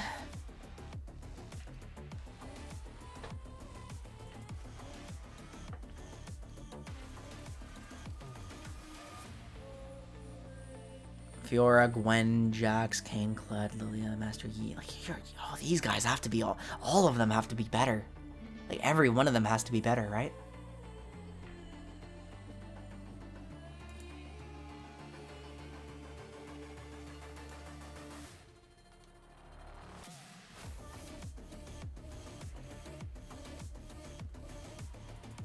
Zeri's better. Yeah, Zeri is better. The plus 70 health, the longer fights, the longer time to kills. Oh, yeah. Oh, Zeri might actually come back in a big way. Because Zeri's really not bad right now. Like, contrary to her numbers. She's just weak in the lane. I read the same thing, Kuribo. I'm thinking, like... What do you mean? Zeri's also easier to kill than she used to be.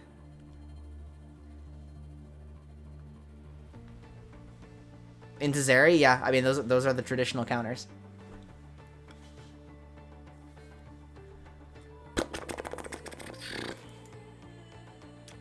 Senna has to be more broken, right? Wait, hold on.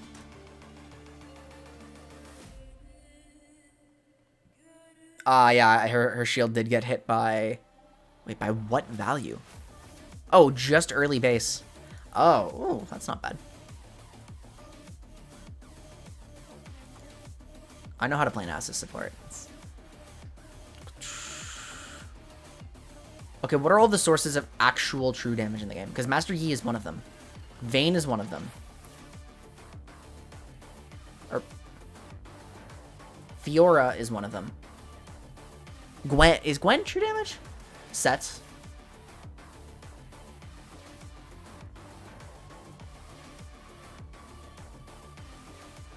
Vel'Koz. No, not Lilia. Lilia just has good percent health damage. Okay, technically Pike. Yes, I guess. Oh, no. You're right. Yo, no, my bad. My mistake. No, you're right about Lilia. Lilia, the outer rim has a bit. You're right. Yeah, you're right. Camille. Ah, Camille! Camille's already, like, just out of meta. Like, just on the cusp. Alright, back to Camille meta.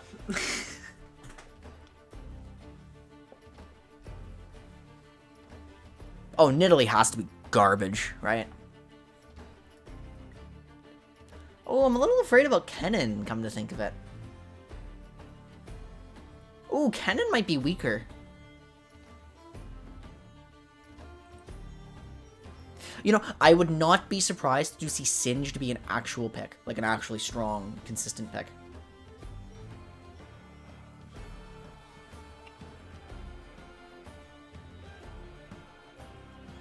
And then, obviously, like, just Warden's more value. I mean, Camille is just one of the best champions consistently. She is never bad.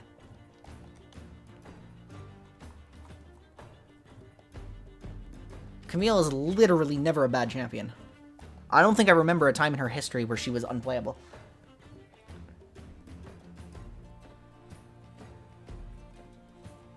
Her kit's just so good. She's so good at skirmishing. She's so good at helping her teammates. Like, what doesn't she do?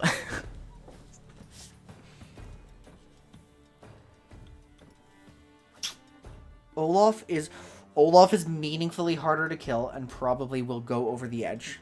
Rek'Sai is going to be bad. Like, no question, Rek'Sai will be bad. If Rek'Sai has a smaller window to snowball before she can't one-shot anything, then surely Rek'Sai has to be bad. Unless people find... I mean, sustained damage Rek'Sai with Stridebreaker.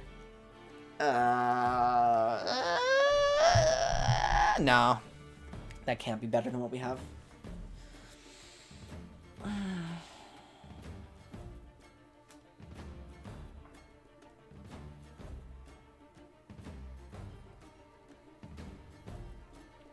I do wonder if Juggernauts are going to be meaningfully stronger.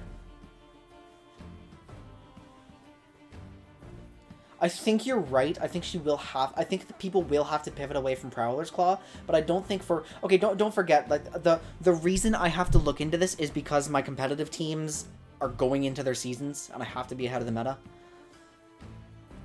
So... I'm not really considering solo queue a lot. It's just like, I'm willing to temporarily write off Rek'Sai until I have time to revisit her.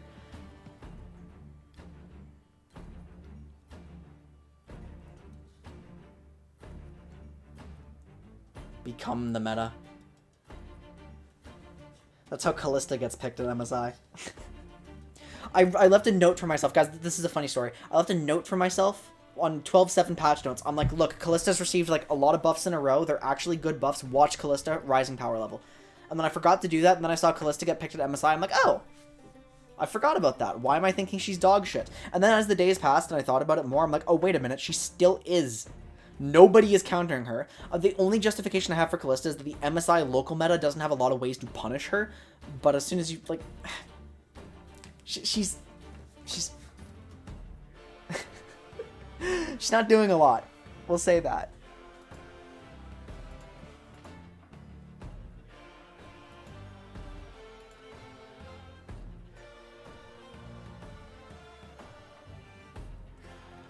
There are a lot of burst mages and a lot of assassins that will be completely fine. My prediction is honestly that the game won't change like as much as people think it will. I think if you pick early game champions, it won't feel very good.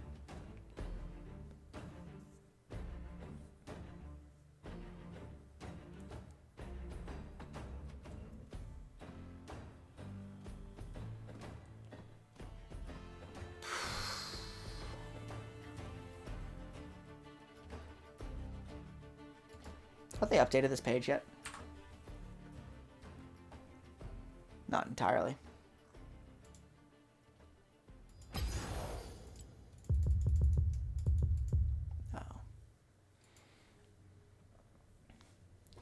Games probably last a few minutes longer, but only because the fights themselves last longer. Not because the game fundamentally changes. So...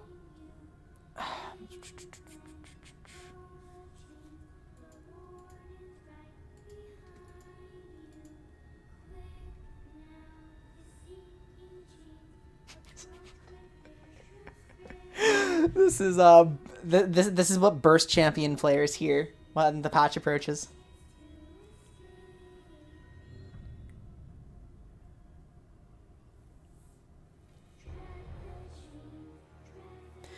Okay, so yeah, I'm not expecting a big fundamental shift, but as I've said like many times before at this point, I think the only thing that changes based on the numbers we have and that everyone is getting, obviously true damage is going to be more valuable because everybody's going to have more resistances.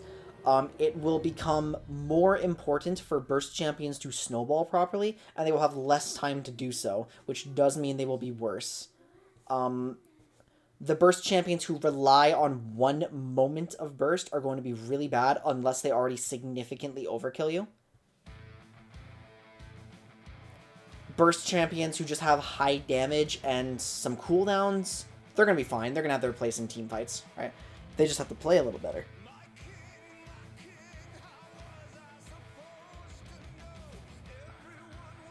With less access to pen, it will become more important to draft solo AP. More champions will have to be solo AP champions.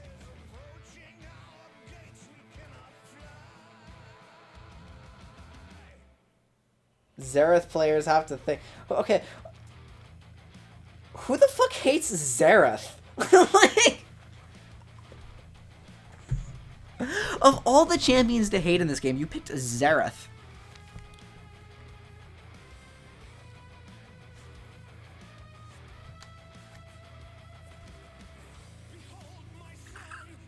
I mean, I think Xerath's gonna stay good, though. Like... Every champion sucks. Bad champions.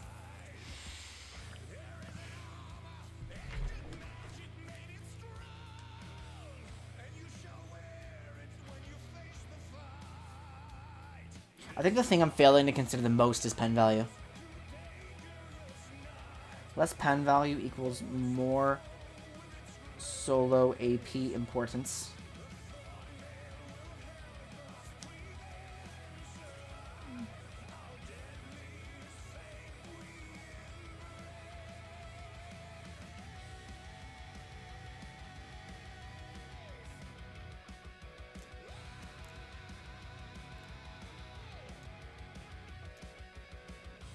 Teemo's made of paper.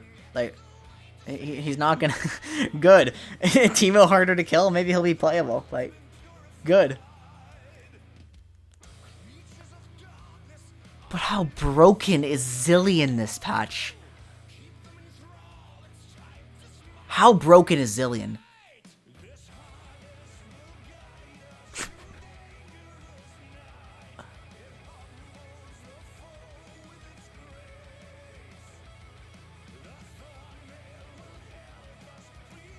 Let me just think about that for a second. Everything is harder to kill. Zilean's utility is obviously completely untouched. Zilean himself is harder to kill, so it's harder to force out his ultimate. Because Zilean receives a small base health... Like every champion is going to be slightly harder to kill in lane. Because of the base health buff. It's just not going to be as dramatic as the late game.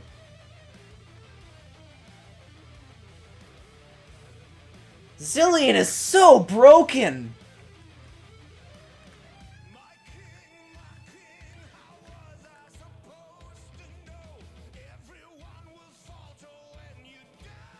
Like, Zilean is not balanced after this, right? I already think he's grossly underpicked. Now, the thing I'm most excited about is just slamming Senna in solo queue and playing Umbral Locket. I'm basically a Senna main at this point. Like, I just want to Garen player is probably unhappy with that. Yes. Low key, though. Low key. I think Garen is a better champion after these changes.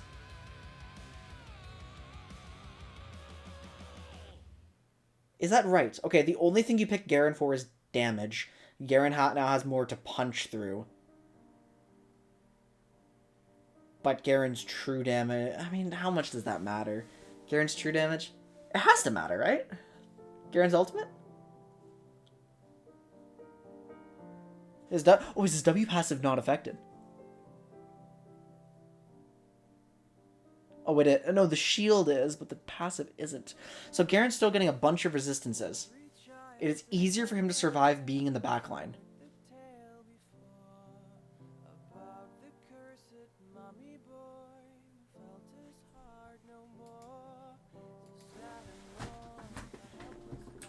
I mean, I've already been feeling like Garen is not a bad champion for a while now. Garen's E is a little more value.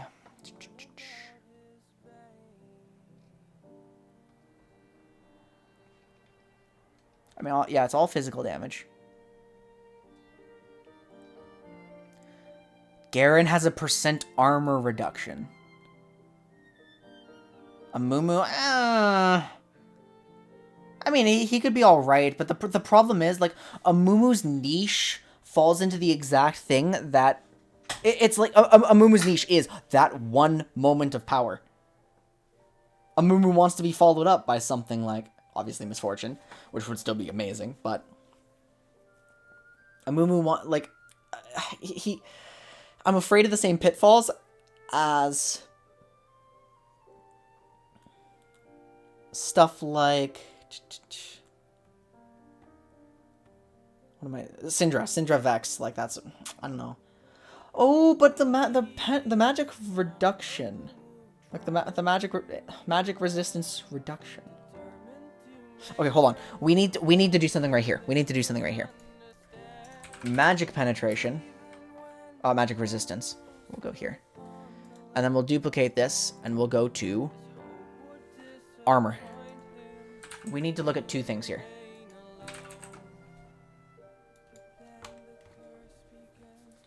Zillion gigabusted. For sure, like no question.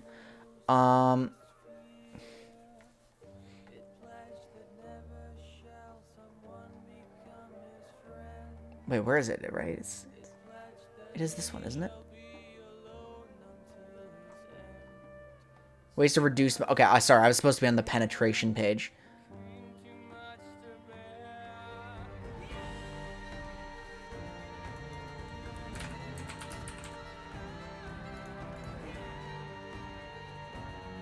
Okay. So... this is where I found champions that can break solo AP conditions, those champions being Corki and Kog'Maw. We need to start looking at the value of reduction. Black Cleaver is obviously going to be, like, really solid. Increasing % armor penetration. Okay, GP, just not affected. Pantheon, Yasuo, Darius, Dragons do. Reducing armor. There's a lot of ways to reduce armor in the game, which is why the physical damage champions are less effective than the magic damage champions. I mean, Kayle is sustained damage, so she's actually feeling a little better. Mordecai... Rumble. We talked about Rumble earlier, I think, for a moment. There's not a lot of ways to reduce magic resistance. All of these champions will be, like, marginally better, except probably Rel. I mean, Rel will be marginally better. Now, Abyssal Mask is such a troll item, but I'm actually wondering if there's a reason to build it now.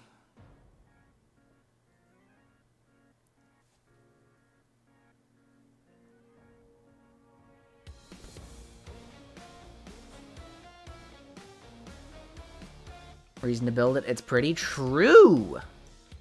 Very true. I'm thinking, does Silas find a way to get this into his build? Does Singed get this into his build and allow you to run a second mage? Like, is that how we have to do things?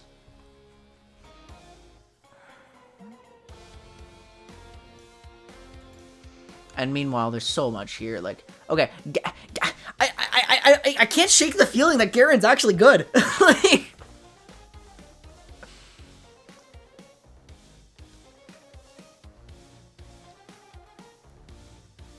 Olaf has to be giga broken.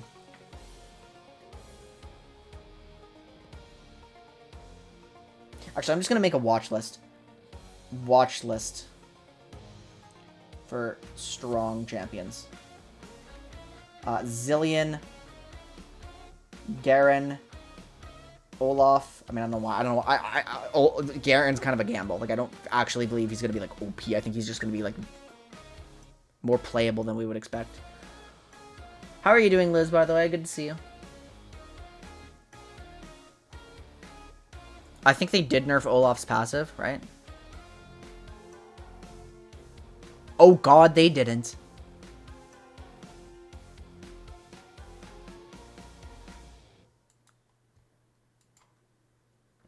Okay.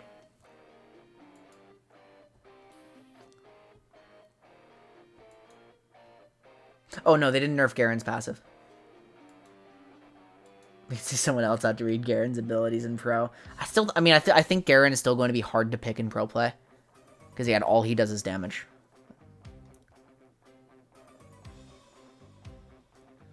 Cleaver value through the roof. Did Cyrilda's get nerfed?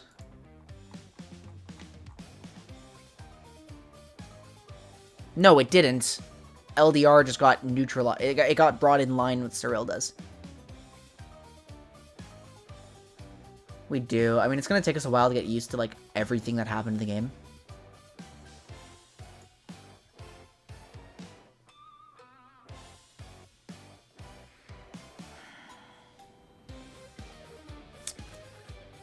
We probably see a rise in Trundle.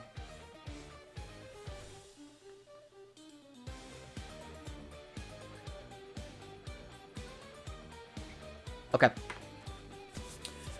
Would you like to hear my biggest crackpot theory of the patch, guys?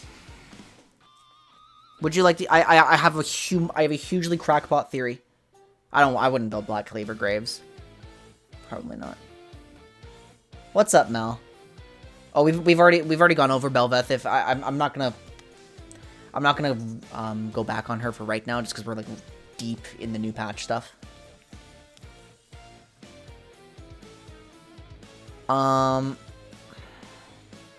My crackpot theory, everybody, is that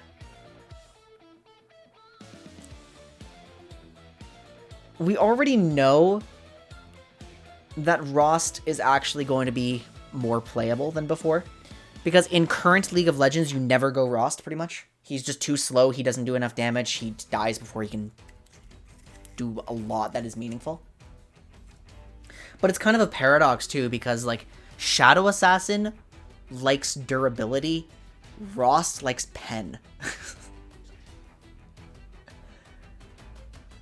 If he's against tanks.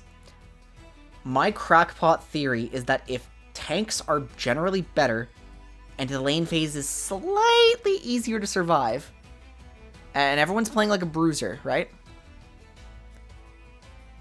Can we run Rost top lane for Gore Cyrilda's Cleaver income? Is that... I unironically think that might become a thing with this patch. No, we cannot. I mean, matchup dependent, obviously. We can't blind pick it.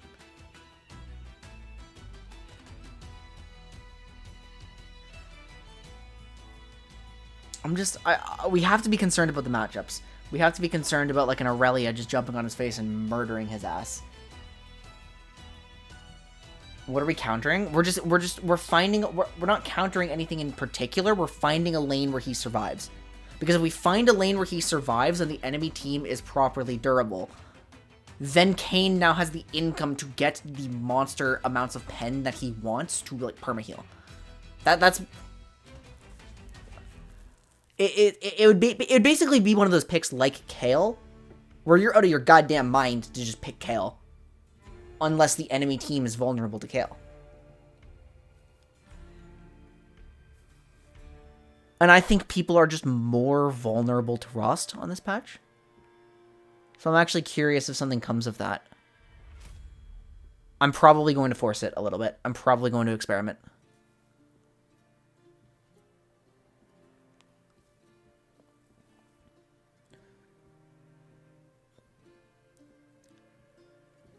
It's like a big reason that Kane doesn't see play is because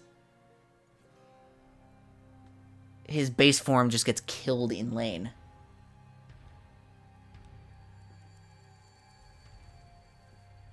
But that's pretty much the only thing limiting him, isn't it? The fact that his base form gets killed in lane.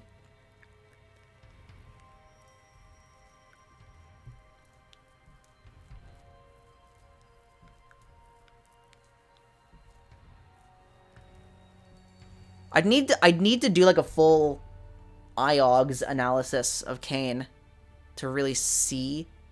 Oh, did I tell you guys about that system? I have a new system. It's called IOGS. IOGS. It's an acronym. It's fucking broken for assessing a champion's power level. You look at their input, like what you have to invest into the champion and how easily they can generate resources. Their output, just what do they do and how well do they do it. Their gates, what limits them from doing like what they do, and their spikes, like when do they become noticeably stronger. Levels, items, like what is it? And it's so effective at just figuring out how strong a champion actually is. When you like quantify all of that. Because it's like, oh, why doesn't Ashe see play? Well, her output isn't damage. Her output is insane utility. But like, what's gating her? Like, you have to put a bit of a scaling investment in there. You have to give her some draft resources so she can lane, and then she's gated by just her terrible pre-6. And so now we can understand like what makes Ashe good and what makes Ashe bad, and it's like.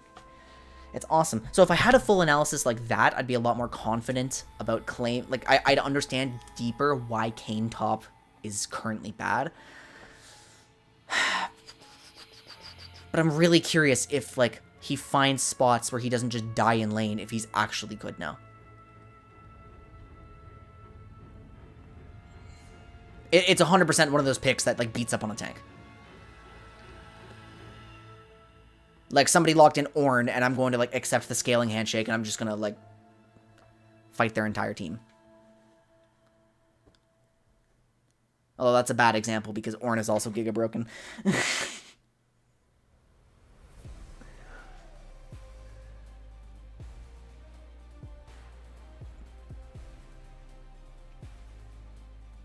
Speaking of IOGs, do I have anything here? Yeah, okay.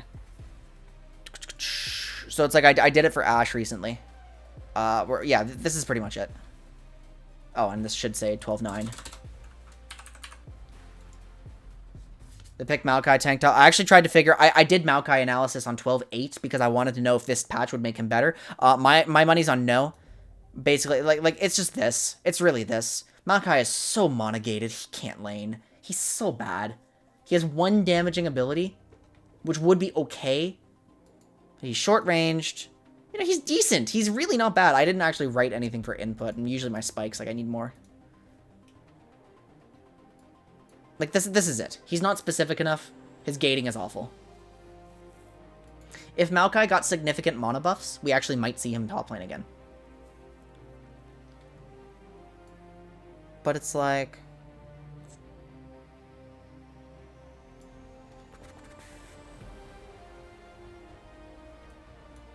So, one of the ones that I really wanted to do is I need Cassiopeia done.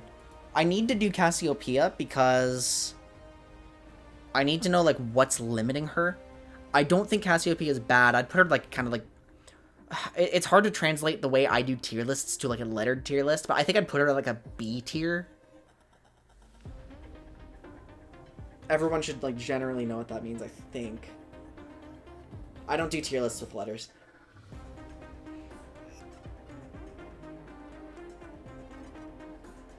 Basically, I want to know if Cassiopeia is going to be, like, meaningfully stronger with the expectation that DPS is going to be up, or if there's, like, some gate in her that's going to prevent her from becoming one of the premier mid laners.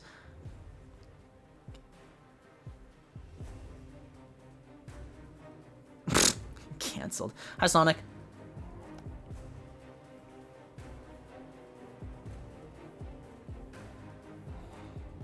Yeah. can't get my crackpot Kane theory out of my head. Like, I'm totally fine to be proven wrong. I just think it's worth investigating.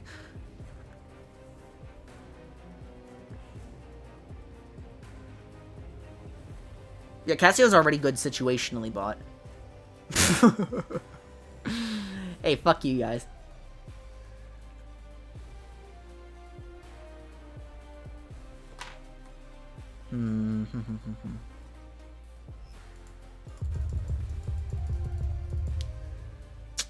Can I get someone? One sec. Okay, oh, I got Darian's Tank Nocturne build, by the way.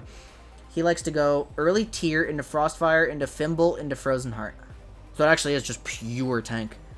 So we asked him about that while analyzing Bel'Veth.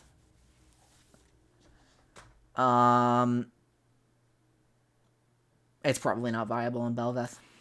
That exact build, like the Fimble Reliance. I don't think that's real.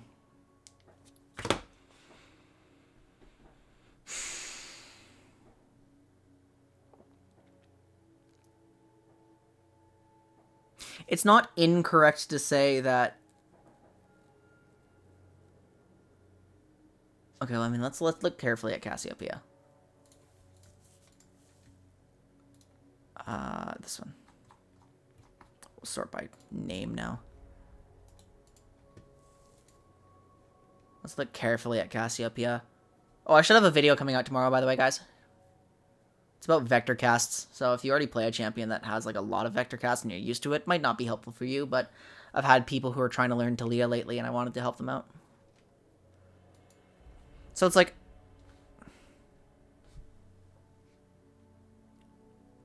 Let's think about Cassiopeia for a second. Cassiopeia at all stages of the game has actually pretty insane damage. The things gating her are mana. Like, Cassiopeia functions in lane because of this. If Twin Fang kills, she gets the cost back. If she goes for a trade, she runs very, very, very, very fast, and Miasma is not consistent enough setup to get a jungler to her lane all the time on a 100% HP target. So Cassiopeia's problem is that she struggles to trade. And then Cassiopeia's problem after that can become... Like if Cassiopeia ever gets outranged, then she just gets killed. Are the durability buffs a nerf to mana-restricted champs? They have buffed mana regen on Doran's Ring and on Shard of True Ice, so they're intending to offset that.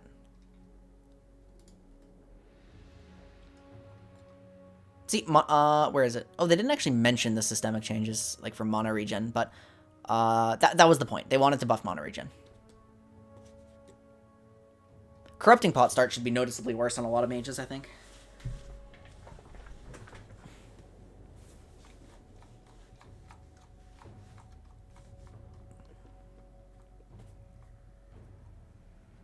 I mean, like, 1 mana per second if you hit some... Is this hit or kill? I don't actually remember, but it's increased pretty meaningfully.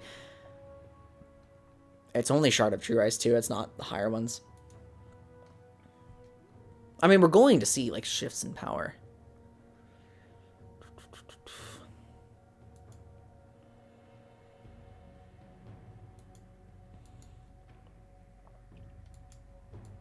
So, technically, then...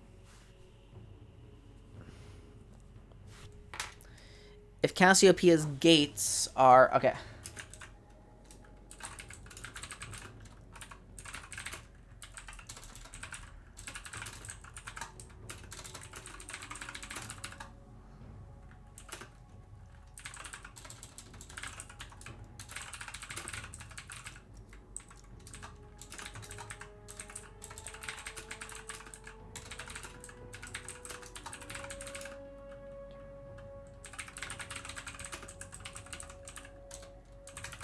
I keep typoing. Extreme early monogating, range limitations.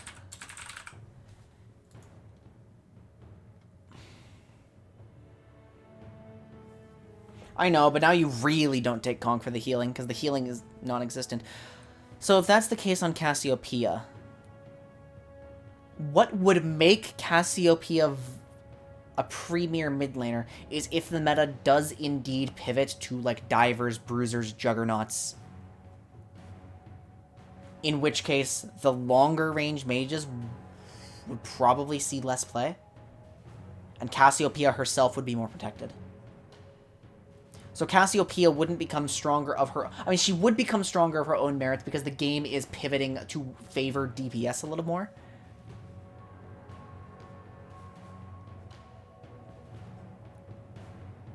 Okay, so that's my conclusion then. Cassiopeia is going to be slightly stronger based on the game around her, but, like... if her range still gates her, then it still gates her, and she still can't participate.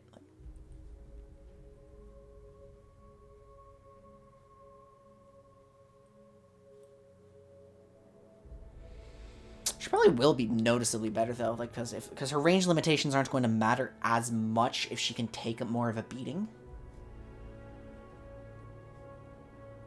Yeah, I'll expect Cassiopeia to jump up, but I at least know why she's only... I mean, like, she has great damage.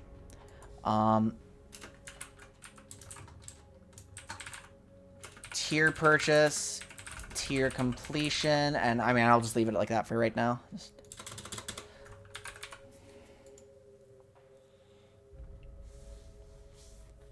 Yeah. Ivern was hit the most by the systemic sustain changes. Ivern's base shield was lowered probably the most. However, like... Ivern's shield is on a tiny, tiny cooldown. And they're trying in general... It looks like they're nerfing shields. Like shield enchanters are all getting hit to a decent degree. Like, a little more than the 10%. Except Janna's going to be fucking broken. Like, just, come on. Why are they...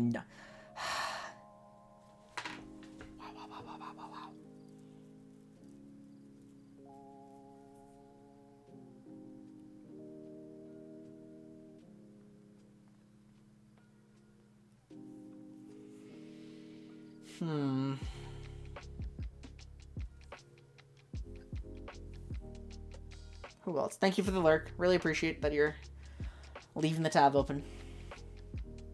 It's one of the best way to help streamers, by the way. I try to do it with my friends when I can. I think I actually did it with Zaz earlier. I had to go. I just left his stream on. Get that viewership up.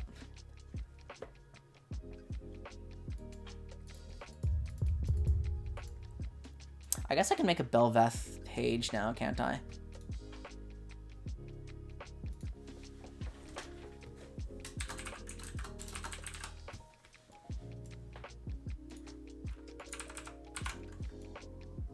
Shouldn't put these in just yet, but put them over here. We'll figure that out.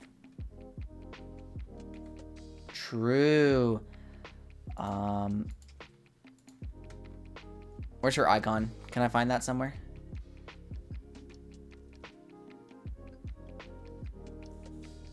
Where did I used to find it? It's been so long. I actually forgot.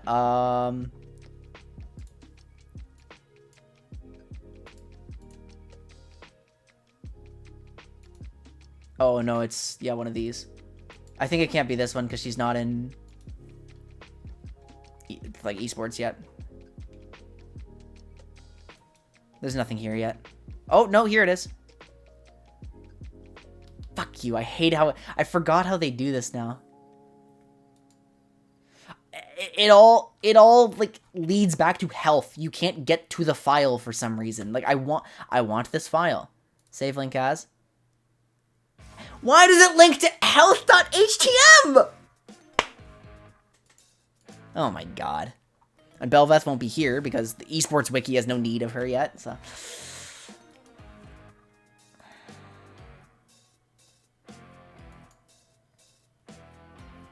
Madge.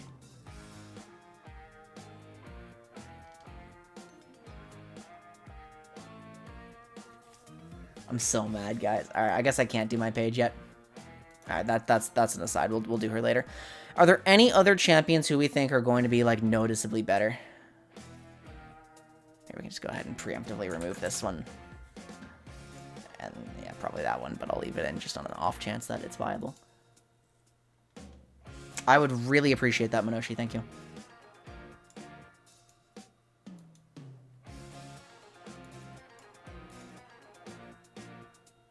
Is this update Ratchet? Well, Prisma, I think Rumble's going to be better, so... No?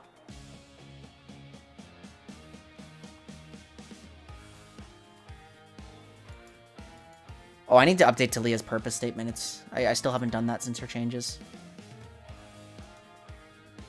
Untitled page. What's this here for?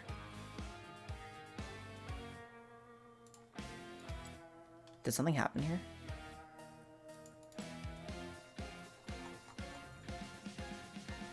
No, this shouldn't be here.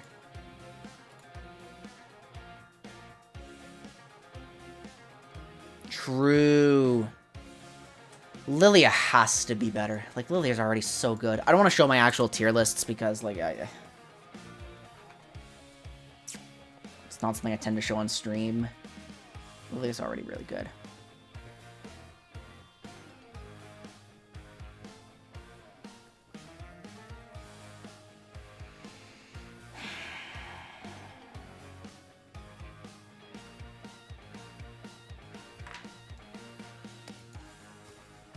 We're gonna get to play the game tomorrow.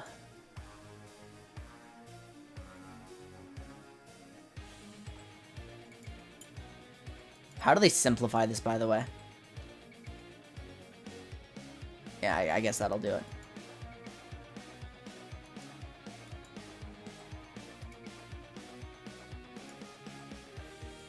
Not showing me anything.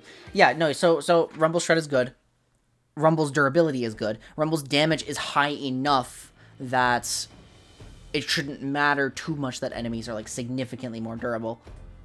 Actually, because, like, significantly more durable is a bit of an overstep. Oh, I know what we can do. I know what we can do. I know what we can do. Yeah, this is important. This is important. I know what we can do. We'll close this. We'll close this. We don't need any more. I don't need that. Oh, please don't tell me I have to...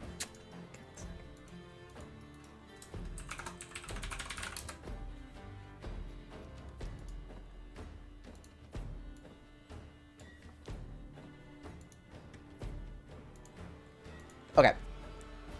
And then where's Senna?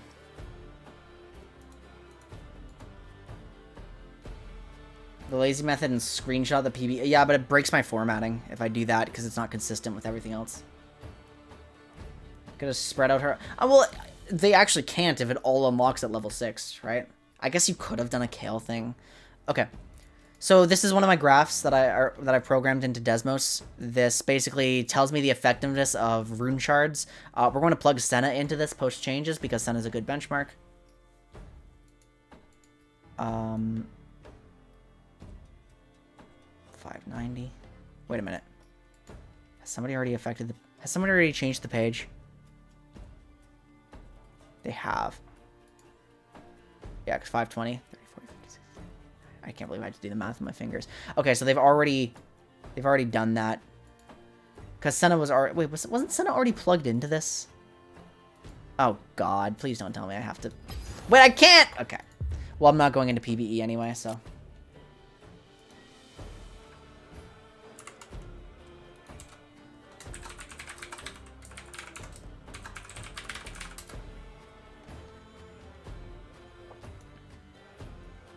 Give me a moment.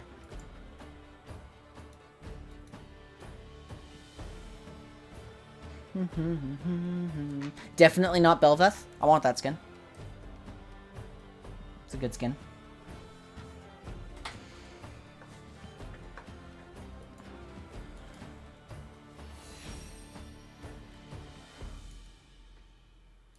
Okay.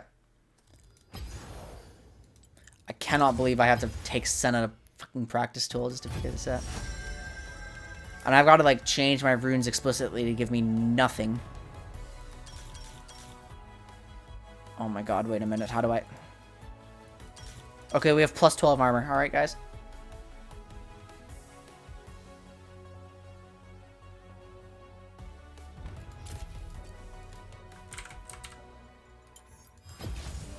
No one fights alone. I don't trust the wiki right now.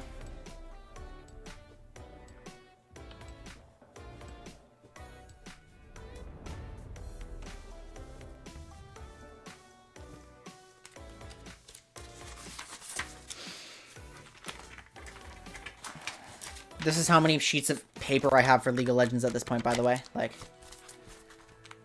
it's a fat stack. I guess not all of them are League. There's a few that aren't, but... They've heard my story. Now, they're gonna hear my song. Okay. 520... Okay. 520 base, 28 base, 30 base. So basically, these fuckers on the wiki changed her health, but nothing else.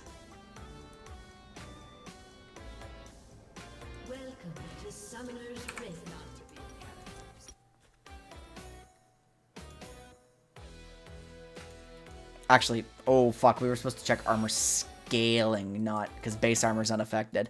Oh, hold on. 4.7 is quite a bit higher, right? Oh, that's right. No, I'm griefing. I'm griefing, guys. No, I'm stupid as hell. I'm so stupid. That's not at all what's going on. Nah, I'm griefing. My bad, my bad, my bad, my bad.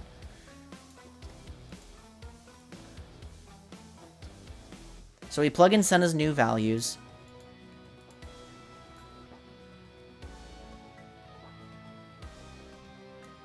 So she now has 590 base armor. She now gains 89 health per level. It's now 4.7 armor per level, 1.3 MR per level. Now we check. Okay, so F of X. Let's see. Scaling HP, armor, MR shards. And this is scaling HP versus magic runes. Yeah. So this is scaling HP versus physical. This is armor versus physical. And no change. Scaling HP still outperforms. This is scaling HP versus magical. This is the MR shard. And no change in the math. Okay, there's no change in the math. Have we talked about how Boots 4 is objectively the best start about all? No, we haven't. Explain. Elaborate. What's your theory?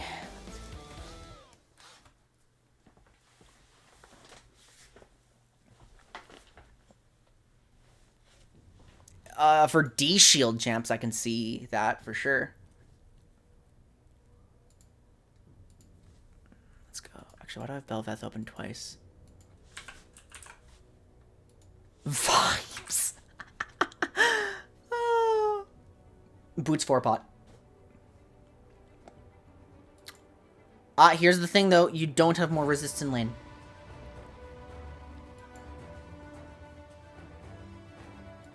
Well, in top lane, top and mid become tankier faster. So you probably, I mean, you... Minoshi, what was your... This is why I wrote it down. Everyone has a ruby crystal by 8 and a cloth armor by 13. So no, by the time we're 13, we're out of lane.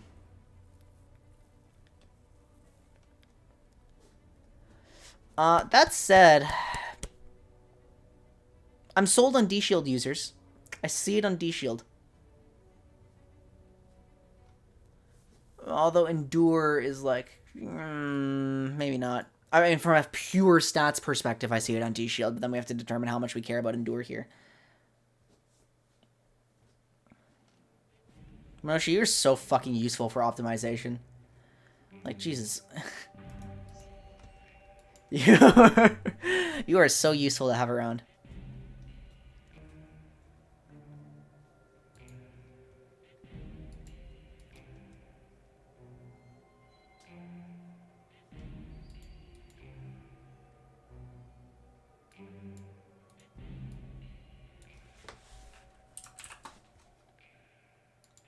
No, I can't. Not like that. What do you... to Boots 4 pot.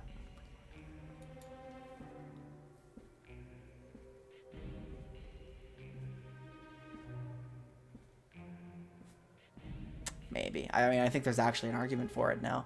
I think on Doran's Ring, hell no. I think on Doran's Blade, maybe. Maybe.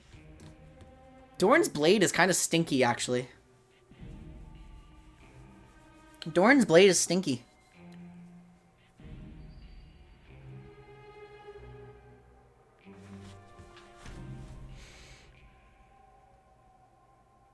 Doran's blade bad, question mark? I'm off to the side here. I could do PX and MX. I probably could, like, well, I'm usually, like, you know, it's labeled for me. I just struggled with it now because it's been a while since I opened it. There's no change in the math. I'm just such a Senna player that I usually like to use her as my base.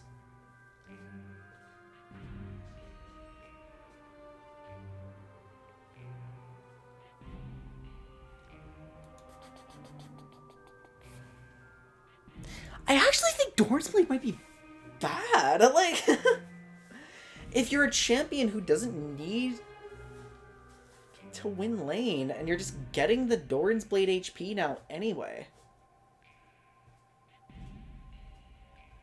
why would you not go Boots 4-pot or Longsword 3-pot?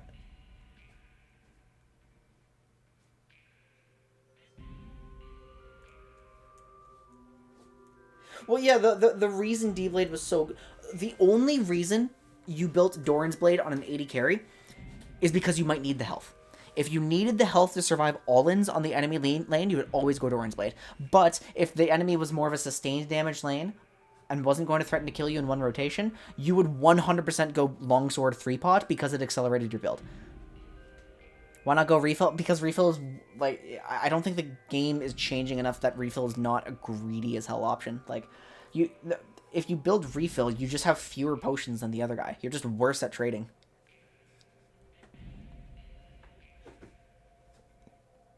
I think refill is, like, universally pretty greedy.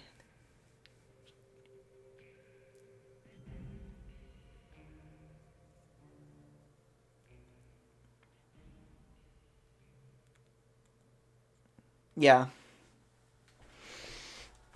Okay, Doran's Blade has to be bad when 80 carries now. Like,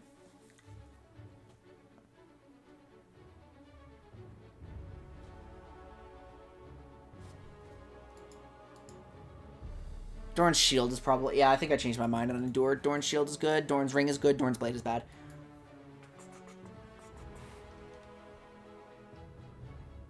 Yes. Well, does refill... Actually, hold on. Does refill itself heal less than a single potion? Like, every tick of it?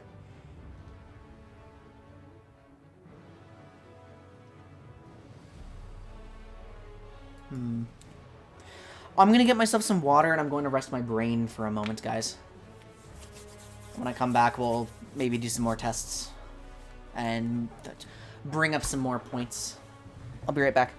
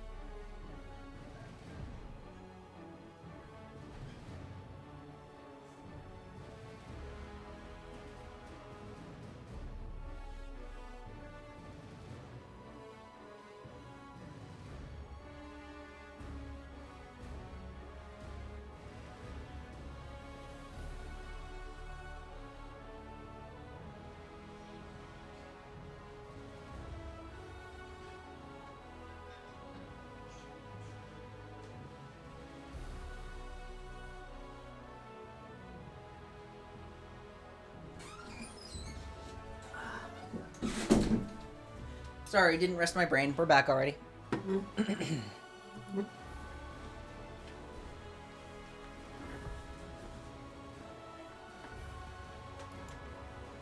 Okay.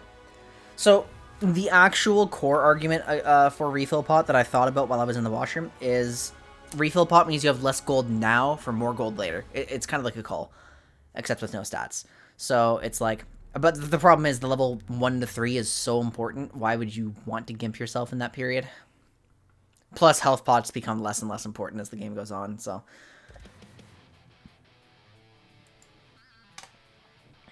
You can buy a refill pot like later, but you need you need regular pots for the 1 to 3. Can be decent on some junglers. That's true. That's actually that is probably the best argument in favor of refill pot that I've heard so far.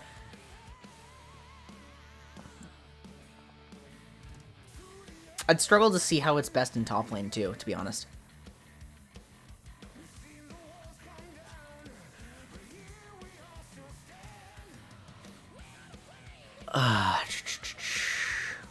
This is such an ugly number.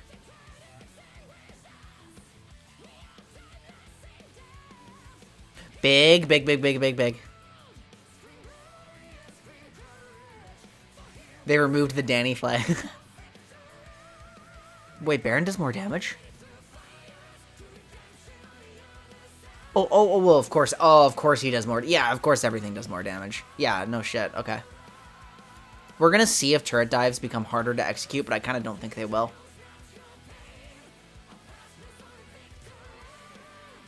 Top lane least burst heavy. Yeah, but the long trades are way more important, and having more potions is useful for stuff like that.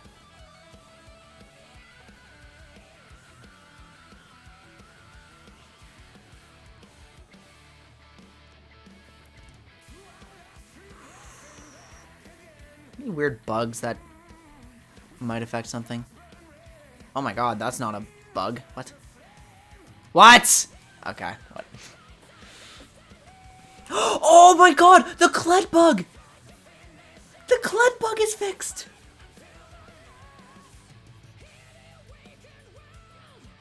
The Kled bug exists. Okay, actually, maybe refill pot helps you cheater recall. Maybe. That's possible. Spirit Visage will now correctly amplify heat. Wow. Sion will no longer be able to knock back Rift Herald. Okay. Okay, good. Icathian Surprise will no longer proc his own Immortal Shield Bow active. Lethal Tempo will now correctly proc against enemy champion clones. Anathema's Chains cooldown not probably scare with skill with item haste. Okay. Nidalee. Sound effects bug, sound effects bug. Minor inconsistencies with VFX. Okay, there's not a lot here that matters. That's insane. Like, negatively bugged or positively bugged? Like, did this favor the Spirit Visage user? Was this doing too much healing? Because it kind of isn't explaining.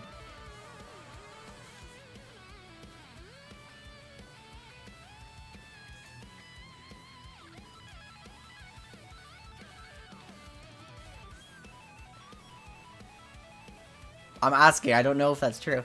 It would not do any amp. It just wouldn't work. Okay, so yes, actually, your Visage Morgana build was more troll than you thought because it didn't work.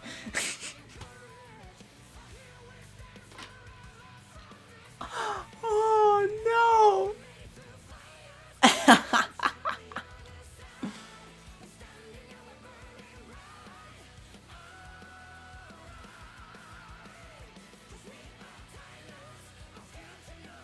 Okay. Well, I don't have any immediate tests that come to mind. I mean, like Cassiopeia. Okay, who else could be like noticeably better? Who else could be better? It's probably like I think a lot of melee champs are probably increasing in power, like Jugs. Like who are the good Jugs?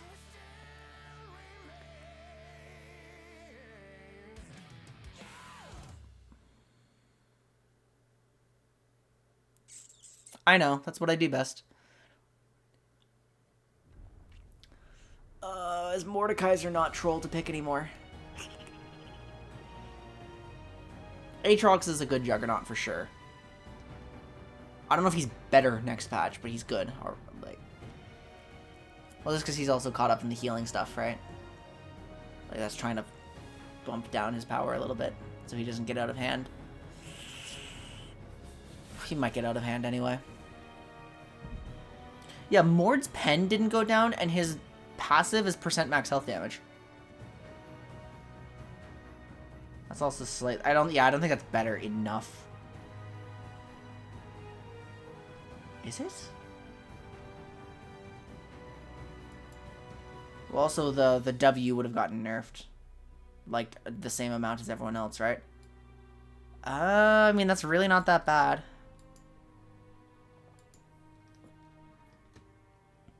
Well, I don't think this. Don't forget, lane phase is the least affected by these changes. Wait, whomst? Who's slot? Nasus's ult. Okay, that's what we're talking about.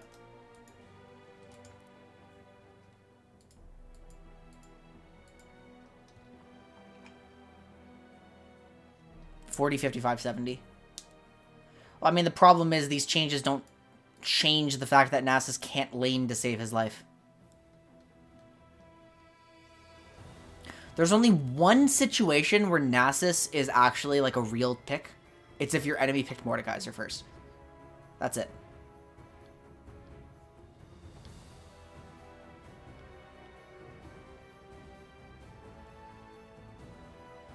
This is Nasus top lane, at least. There's unironically more windows for Nasus support than there are for Nasus top. Oh, more fireworks. You guys ready for the boom?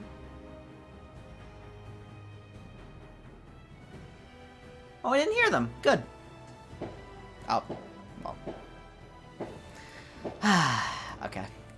Stop it! We don't need fireworks! It's Tuesday! There's not even a holiday!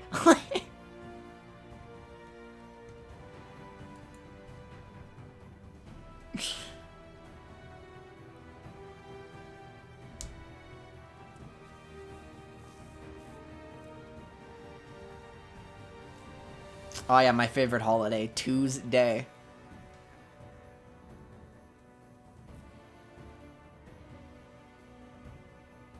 I have a bad feeling that some of this patch might be taking like a few bad champions and just making them worse. Hey, is Rammus playable yet?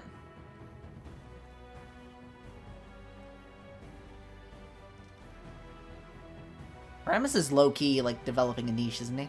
I think Nunu has to be, like, significantly worse.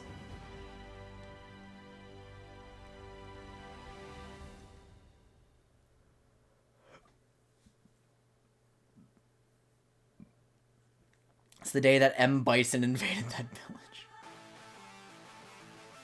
The higher elo you go, the worse Rammus is, but I think in solo queue, Rammus is consistently pretty alright.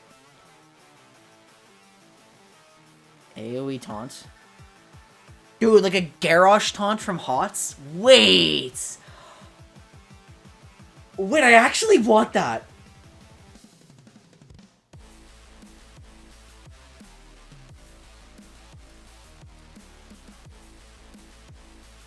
No, I want that! Rammus actually has it in his power budget to get it too, I think, doesn't he?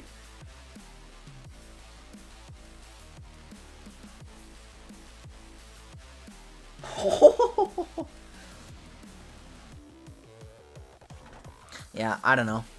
If the game slows down, Rammus becomes like a bit more appealing. Like don't forget, Rammus is. I mean, where is he in my notes? Rammus is like kind of a disruptor too. He's not just engage. He's pretty decent at peeling one guy. Imagine being Fizz, Leona, and Mumu right now. Oh, did they reduce post mitigation? Rammus is 49.5 in Master. That's actually better than I thought.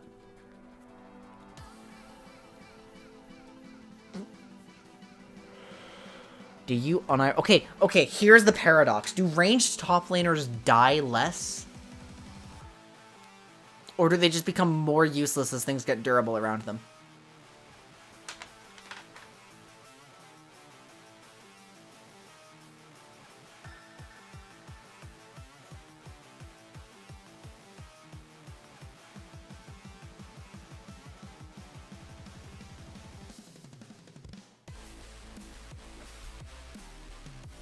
This is now everybody's problem. Oh yeah, I unironically want that. I also can't shake the feeling that Singed is gonna be good. I can't. I can't shake the feeling that Singed is gonna be like really solid.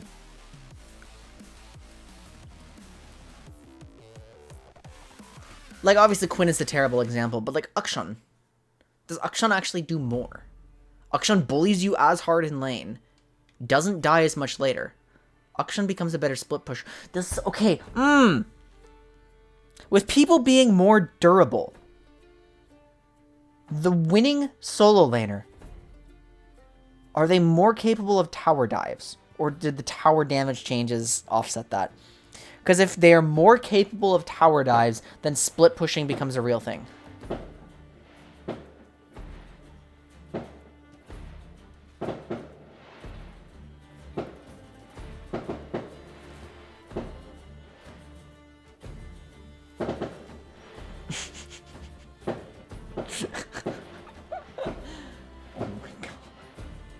I actually want to see if I can spot them. They sound really close.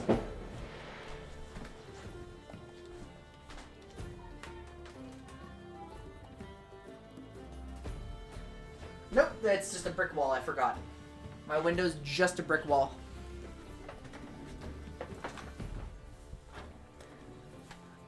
Like if Rammus ult was just on a regular ability cooldown? That'd be fine. Okay, so like Giga Snowball champs are okay. For solo queue at least.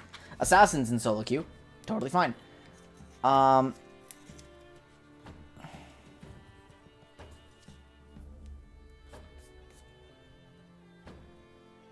Akshan, fine. What other ranged tops do we have? Gnar should be fine. Kennen I'm concerned about because his pattern is just not great. Vayne, better. Vayne top might actually become a problem. I think Vayne top might... Vayne, like, I was downplaying Vayne because I'm considering her from the bot lane perspective, but Vayne top actually might be a problem.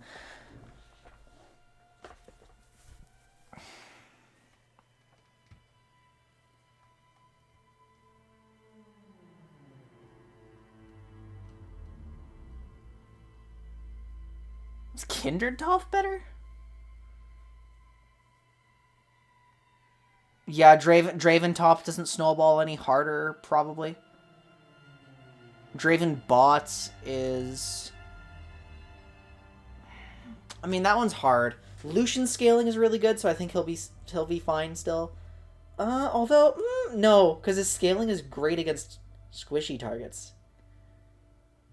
Because he just runs you down with ultimate. That's what makes his scaling good, his ultimate. Maybe Lucian's weakened quite a bit. Draven, though, is actual sustained damage. Draven's snowball is still inevitable, like the same way. As long as he's playing well. Last week, years old. Kindred top, Omega lol. Well, I think Kindred mid is probably better, but... Let's look at mage picks. Oh, actually, there is going to be some top laners here. No, I mean, Gangplank is still going to be, like, giga broken.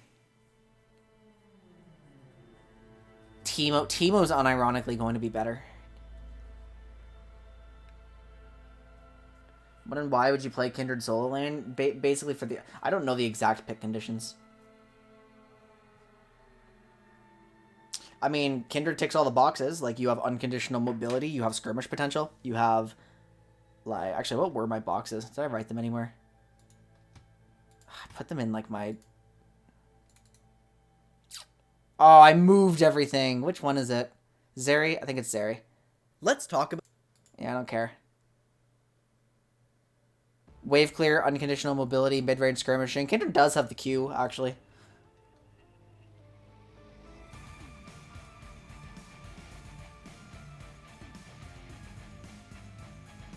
Kindred ticks the boxes, so you could play Kindred top for, Kindred mid for better income. I mean, basically, whenever you see a champion who's like kind of a weak laner, but wants to be in mid lane for some, or like, no, this is a bad way to explain it. 1 second.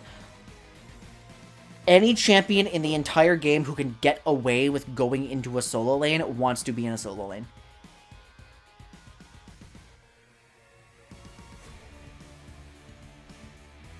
If Master Yi could be a top laner, he would be top lane, like, constantly, and he'd be a problem.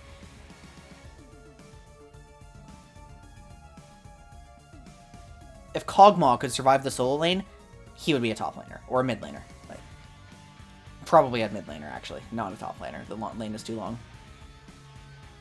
Well, this is specifically Marksman Cog. Like, Mage Cog is still a mid laner.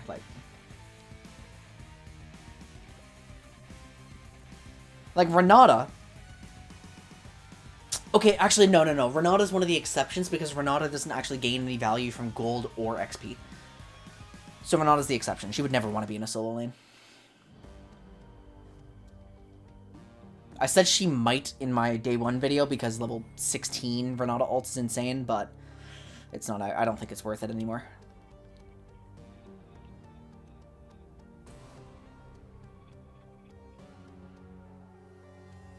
I actually tried Master Yi top not that long ago. The lane is really bad. Okay, but back on the topic of ranged top laners. Nico's I mean, I only played 1 game of Nico, and she just did not feel as good as I was hoping her to. On the Nash's Tooth build, the damage was pretty poor, and I had to play really well to survive a Mordekaiser lane. Vladimir is probably better. Victor is probably a little better. I mean, this champion's... he has to be worse, right?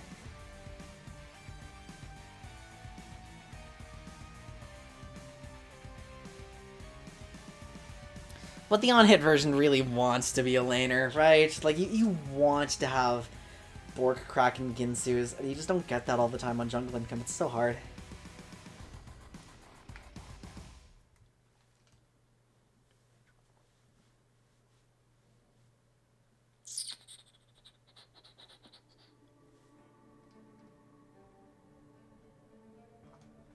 I gotta look at the mages. Like, who is, like, almost good? Who is almost good? True.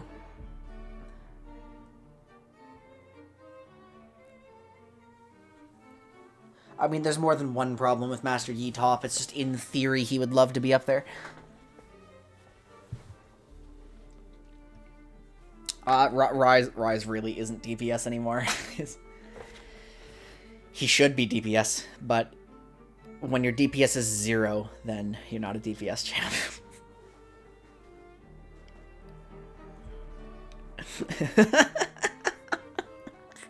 Poor Rise. Oh.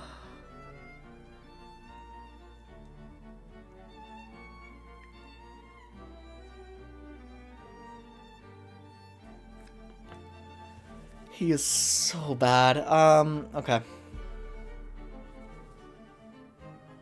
Sag.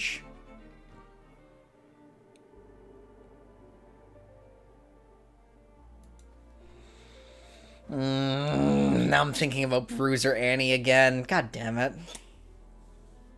Come on.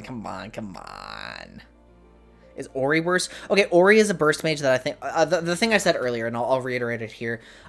If your burst mage or battle mage is completely reliant on, like, one moment of power, they're going to be significantly worse. Vex is in the dumpster. Syndra is bad. Like, but Orianna has Shockwave, and that feels bad when it doesn't do as much. But Orianna's cooldowns and team utility are good enough that I think she'll still be at least, like, fine. I don't think she's going to be, like, a top-tier champion or anything, but, like, she's a champion who will continue to get consistent enough value. I think, at least. I think Zoe is fine. I think Lux is fine. I think... Like these are champions that have windows of burst, but keep outputting those windows of burst.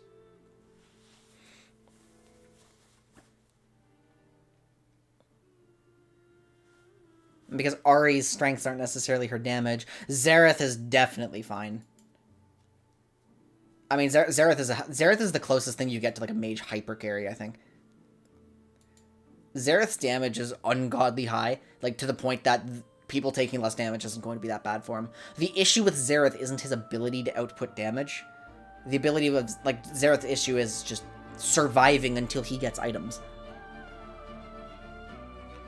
Because you refresh double Dorans. I struggle to see Listop coming back just because I feel like Lissandra losing even more damage is just a real feels bad. Lissandra already tickles people and she's already too vulnerable in the long lane. And granted, like, there's an argument for using Lissandra just for her utility. But I think if you're going to do that, you should be running Malzahar instead. How many rises would you...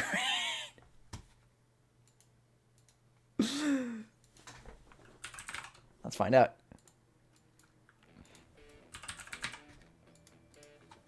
Rise might be inflated by people trying to build, like, actual AP items a little bit. Okay, Rise. Magic damage, 14,000. Very, very, very low. Lissandra. I'm guessing, like... I was right, 16,000. This is, like, Twisted Fate levels, I think.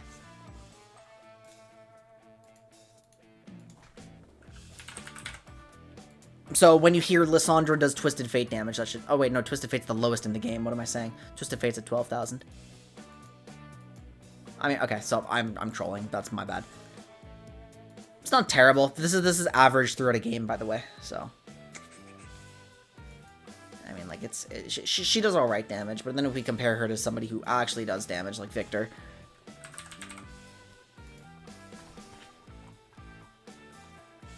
Yeah, like, it's not even close, right? Or if we use like a comparison that is closer to her range, like Cassiopeia, so it's a little more fair, because she's not getting as much poke damage, then even then, like, Cassiopeia averages like 3,000-4,000 more, which matters when you have high and low ends, like, right? We definitely have enough games for these averages to be real. So no, Lissandra doesn't do much damage at all. Like, and I wish I had a deeper explanation for why she's bad top lane, but I can't see the changes we're getting to, like, which favor more sustained combat and slightly better scaling. I can't see that bringing Lissandra back. As is, Lissandra is literally only a LeBlanc counterpick because she's not that strong. So, Twisted Fate is a better Lissalt. Oh, Ziggs is good, by the way. Like, any sustained damage mage is happy after these changes. Vel'Koz has a ton of true damage, and he's good at punching tanks when Cassiopeia would get outranged.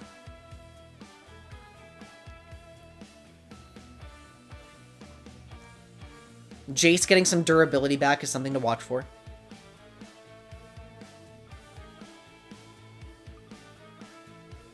How many Everfrost people could buy Leandries and not get blown up? It's less about the blow up and more about the consistency of their damage. Well, he's technically he's classified as like an artillery specialist, and frankly he almost fits that. Like,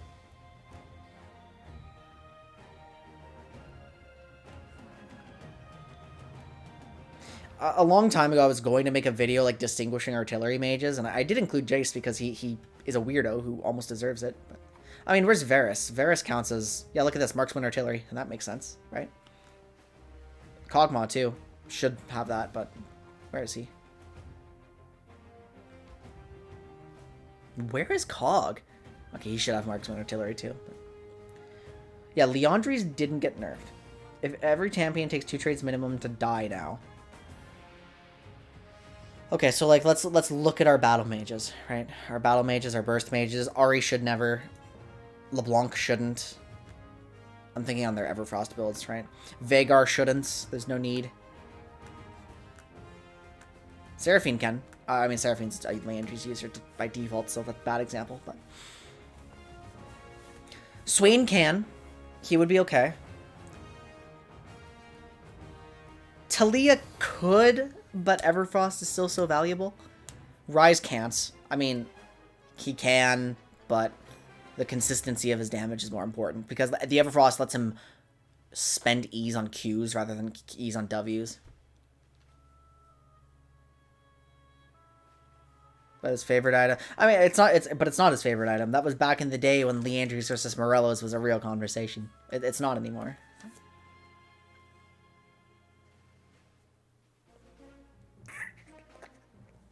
Maybe. I could be wrong about Ryze. I'm not a Ryze expert. I just know the damage output he has and like the utility he brings when he's a tank. Ryze just does all your side lane maintenance, sets up some stuns, warps you into places. That's what he does.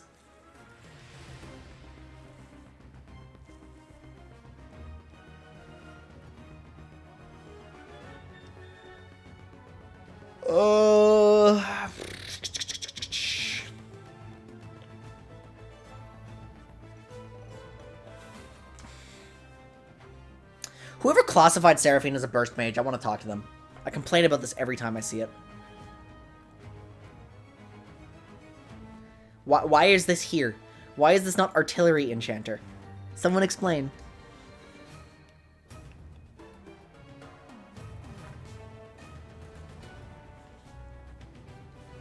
Is that everything we can talk about in one day, though? Is that every? I mean, obviously not. There's so much to explore and so much to think about.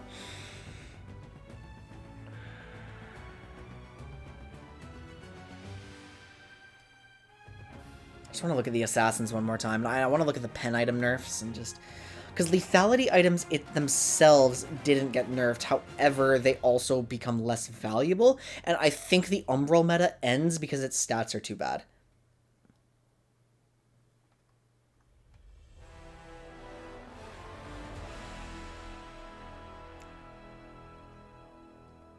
Void Staff pen down a little bit. Blighting Jewel pen down a little bit. Lord Dom's pen down. Last Whisper. Yeah, this is nothing. Demonic Embrace. Sunfire Aegis.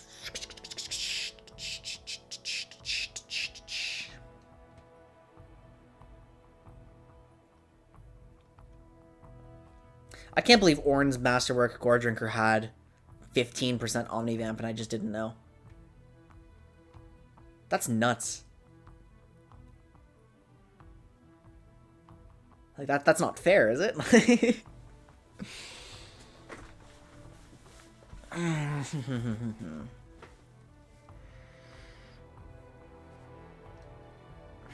watch Season 5 Worlds. Start copying their builds! Yes.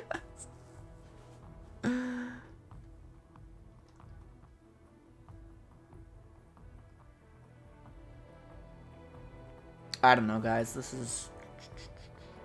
Well, the patch comes out tomorrow.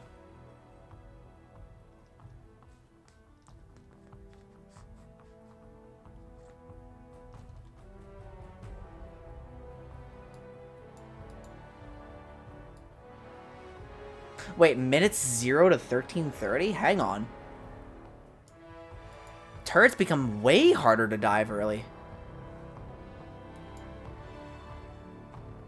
You think Font is good now? Okay, I never kept you in the loop. I was a little wrong about Font of Life, by the way.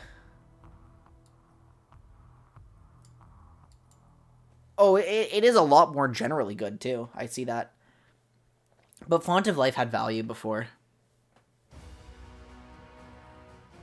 League or Lore with Jin Annie looks so funny. Dude, that deck is insane. Just perma-burn. Disintegrate. I don't know how good it's going to be because I'm not good at lore. I'm not good at analyzing lore. Actually, I know. I'm okay at analyzing lore. I just don't understand the game well enough.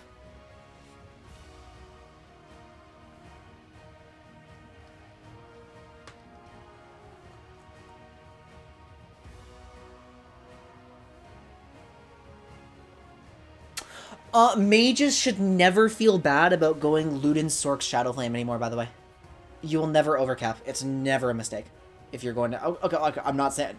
Don't clip me out of context. It's not never a mistake. It's just never going to be egregiously bad. There still might be better options for you. But it's not like you're overcapping on pen ever now.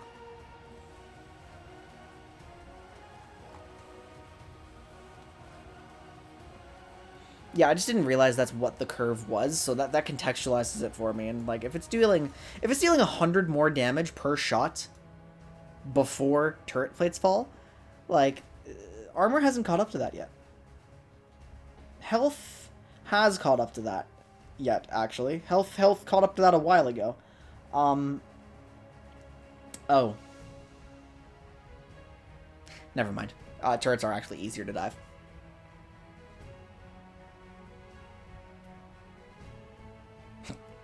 Yeah, okay, they're easier to dive.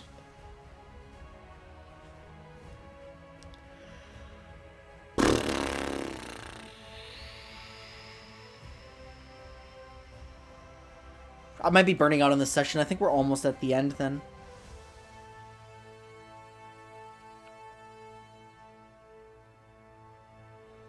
I think we're almost at the end.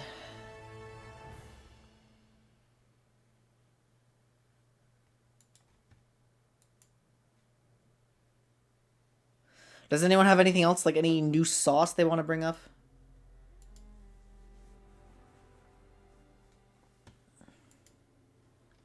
Review Bel'Veth, maybe? Like, I don't know. I'm excited to play her. For everyone who came in late, I'm going to make an announcement. We're probably doing our in-house on Friday. Thresh top. Bad idea. Don't play it. Whenever I say don't play it, I don't care what you do in your normal games for fun. But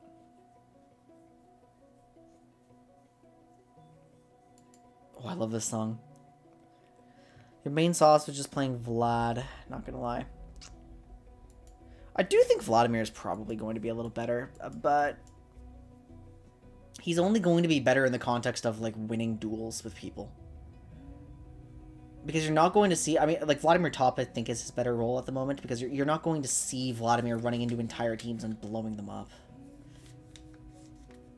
You're going to see Vladimir with a lot of A-haste, fighting people like Quinn, and being better at it now, but...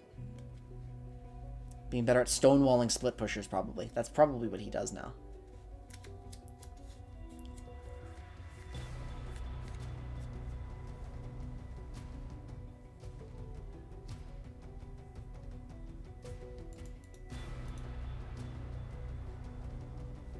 The OG gore drinker. Well, we're going to have a lot to work out, guys. The game is going to change significantly, but I don't think it's going to change as significantly as we think. I think Zed is a doomer. Like, Talon's going to feel bad. I really do think people like Kiana and Akali do enough, though. Like, to... I don't think Kiana's going to be hit as hard as everybody else. As the other assassins. I think Echo's probably fine, like... Riftmaker slightly less bad. Bork, Moby, Zed again. I mean, I guess if you can pilot Zed well enough to get Cleaver off, then maybe. I think I probably have to accept that Pyke might be terrible this patch. Like, Pyke being more durable is going to feel awesome. Pyke is going to be better than, like, Zed per se. And, I guess Diana is also going to struggle. Unless she's really able to play out her, like, attack speed pattern afterwards. No, it did not. Pyke, his last set of changes, he lost his cuts.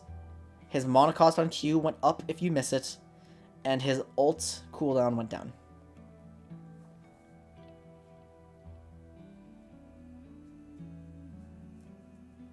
Lichbane rushed to... That's disgusting. Well, Diana already runs Conk.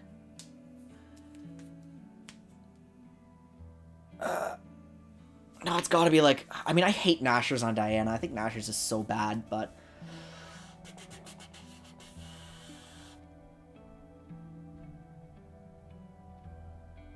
Rocket Belt Demonic Embrace.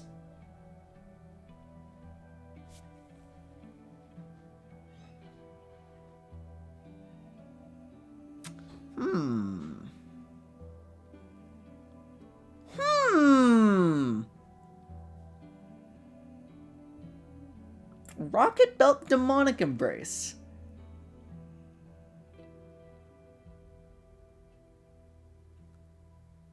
I wonder. Maybe Diana's fine.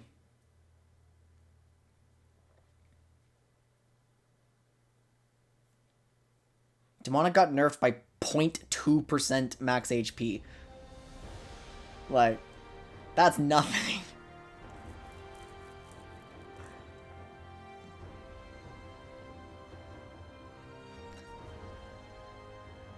There's no way that item is bad. Like,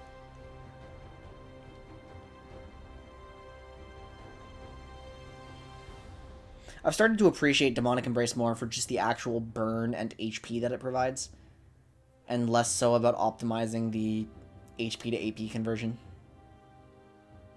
Still busted on Shogath. I think Shogath might start struggling if tank busting becomes a thing more.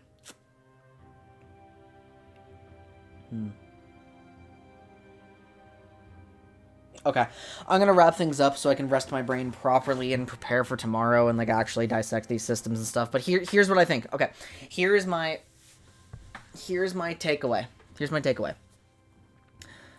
In patch 12.10, the lane phase is not going to dramatically change. People are going to have like a little more health, but it's not going to be significant. Like, the game is going to feel pretty much the same within the lane phase. However, because people are gaining these increased resistances, snowball-reliant strategies are on more of a timer. Any champion that relies on like a single moment of burst, unless they already massively overkilled their opponents, is going to be significantly weaker. That's stuff like Vex and Syndra, and Zed. But the ones who massively overkill are stuff like Evelynn, who's probably going to be fine.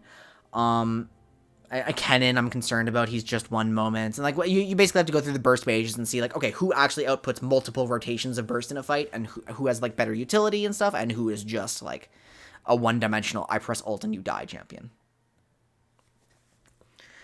So less pen value means there's more importance on having solo AP drafts. Unless we find windows for stuff like Abyssal Mask.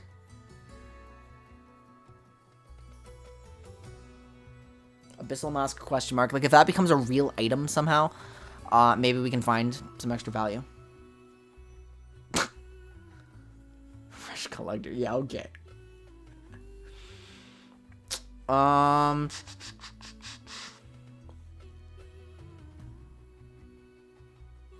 True damage is obviously more important. The heal shield is, like, more important. But, like, it's not going to be dramatic. The game is going to start emphasizing teamfight fundamentals again. If champions become dramatically better at turret diving you, then split push is a real strategy again. If the durability of a snowballing top laner means they don't care nearly as much about towers and will always kill you and have enough health to survive and, like, escape from somebody else chasing them, then split push becomes way better. Right? Okay, so split push better if turret dives become easier. You have to actually be able to move your opponent to properly split push, which is why you see Tryndamere grouping so much these days. I mean, I think we now actually do have to start considering Abyssal Mask a little more. Like, I always write it off as kind of like a funny troll item because, frankly, the only thing it does is that shred. It's so inefficient otherwise. Like, the stats blow. It's a bad MR option.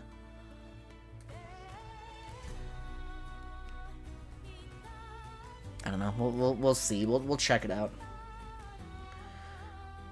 There's a number of champions that I'm watching. I think Zillion is going to be giga busted. Ord is insane. Olaf is insane. Janna is not getting nerfed nearly enough relative to the other healers and shielders. Yeah, okay. How much MR at 18 do you get now? What was it? It was like... I crunched the numbers earlier, I just forgot. 14.4.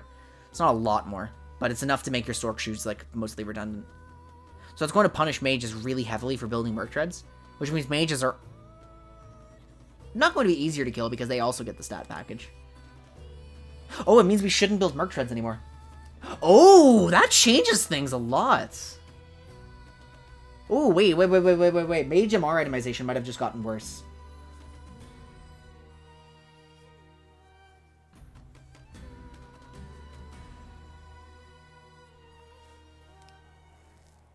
Mage MR itemization might have gotten a lot worse.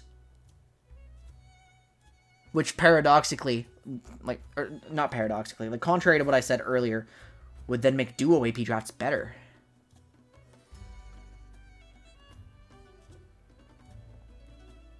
What would they finish it into? They don't have to finish it into anything, to be honest.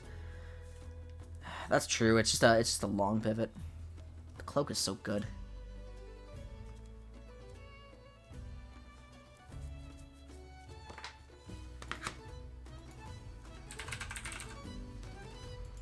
But what do you build into? Your options are really limited, right? It's Fawn and Mikhail's, and that's it. Oh.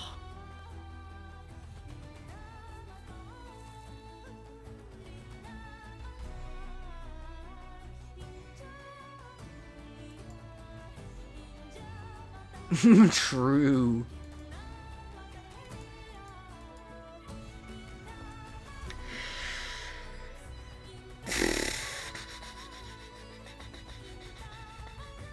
I've got a lot of thinking to do, guys, but I appreciate getting all of your perspectives. The fact that I had everybody to talk to and just, like, get the gears rolling for me. Like, you guys thought of stuff that I wouldn't be able to. And helps to kind of guide my understanding of this. So I really do appreciate that. Thank you for being here. We've just got to wait to see how this plays out. I firmly believe, like, we're not going to see, like, a super, super dramatic shift. Except that divers and skirmishers are probably going to be quite a bit better. LS had some rant about mercs on mages, you think? Oh, it was probably... I mean, I remember the argument about lucidities when your solo AP being, like, really bad. And I see it. Like, it makes sense to me.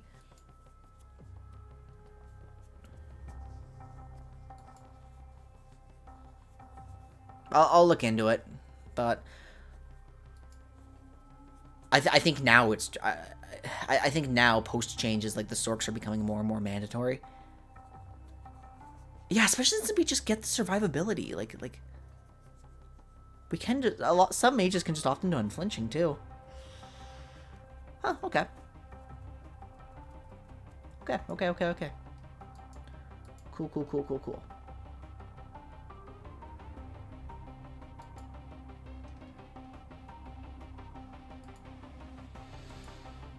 Oh, I'm exhausted.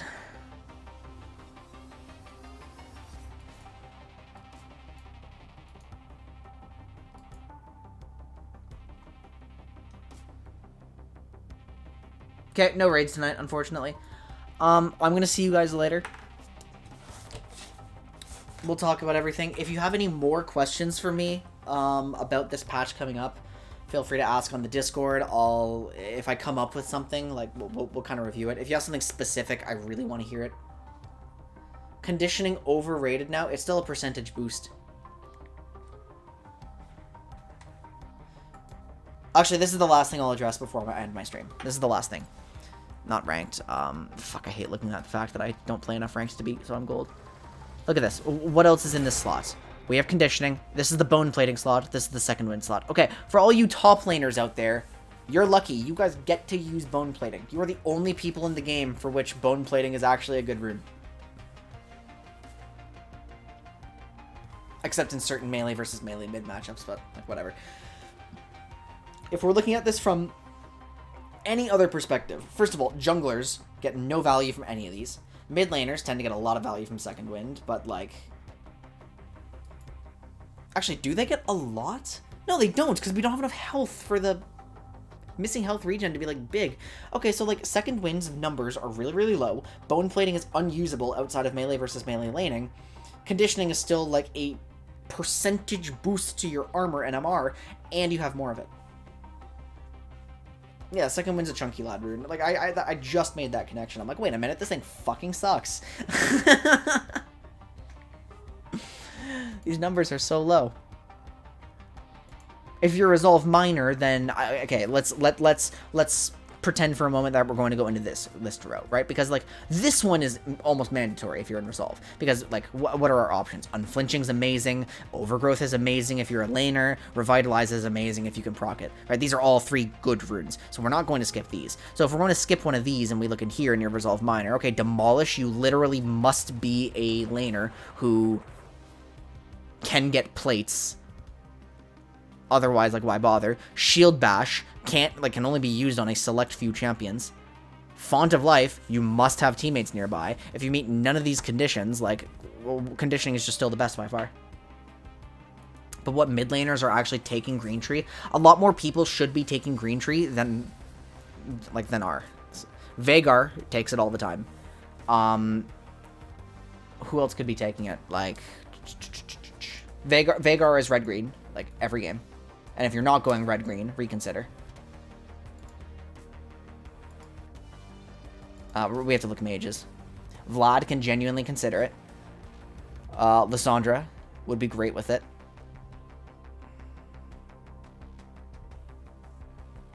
Silas should be considering it, but he's not a mage. But he's a mid laner, but we're talking mid laners.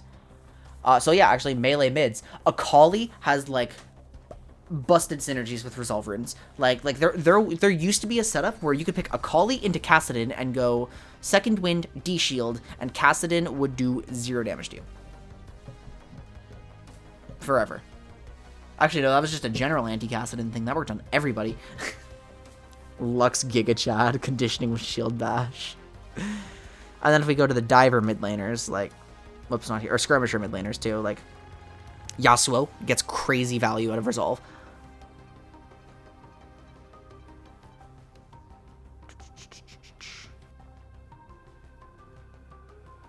I don't actually.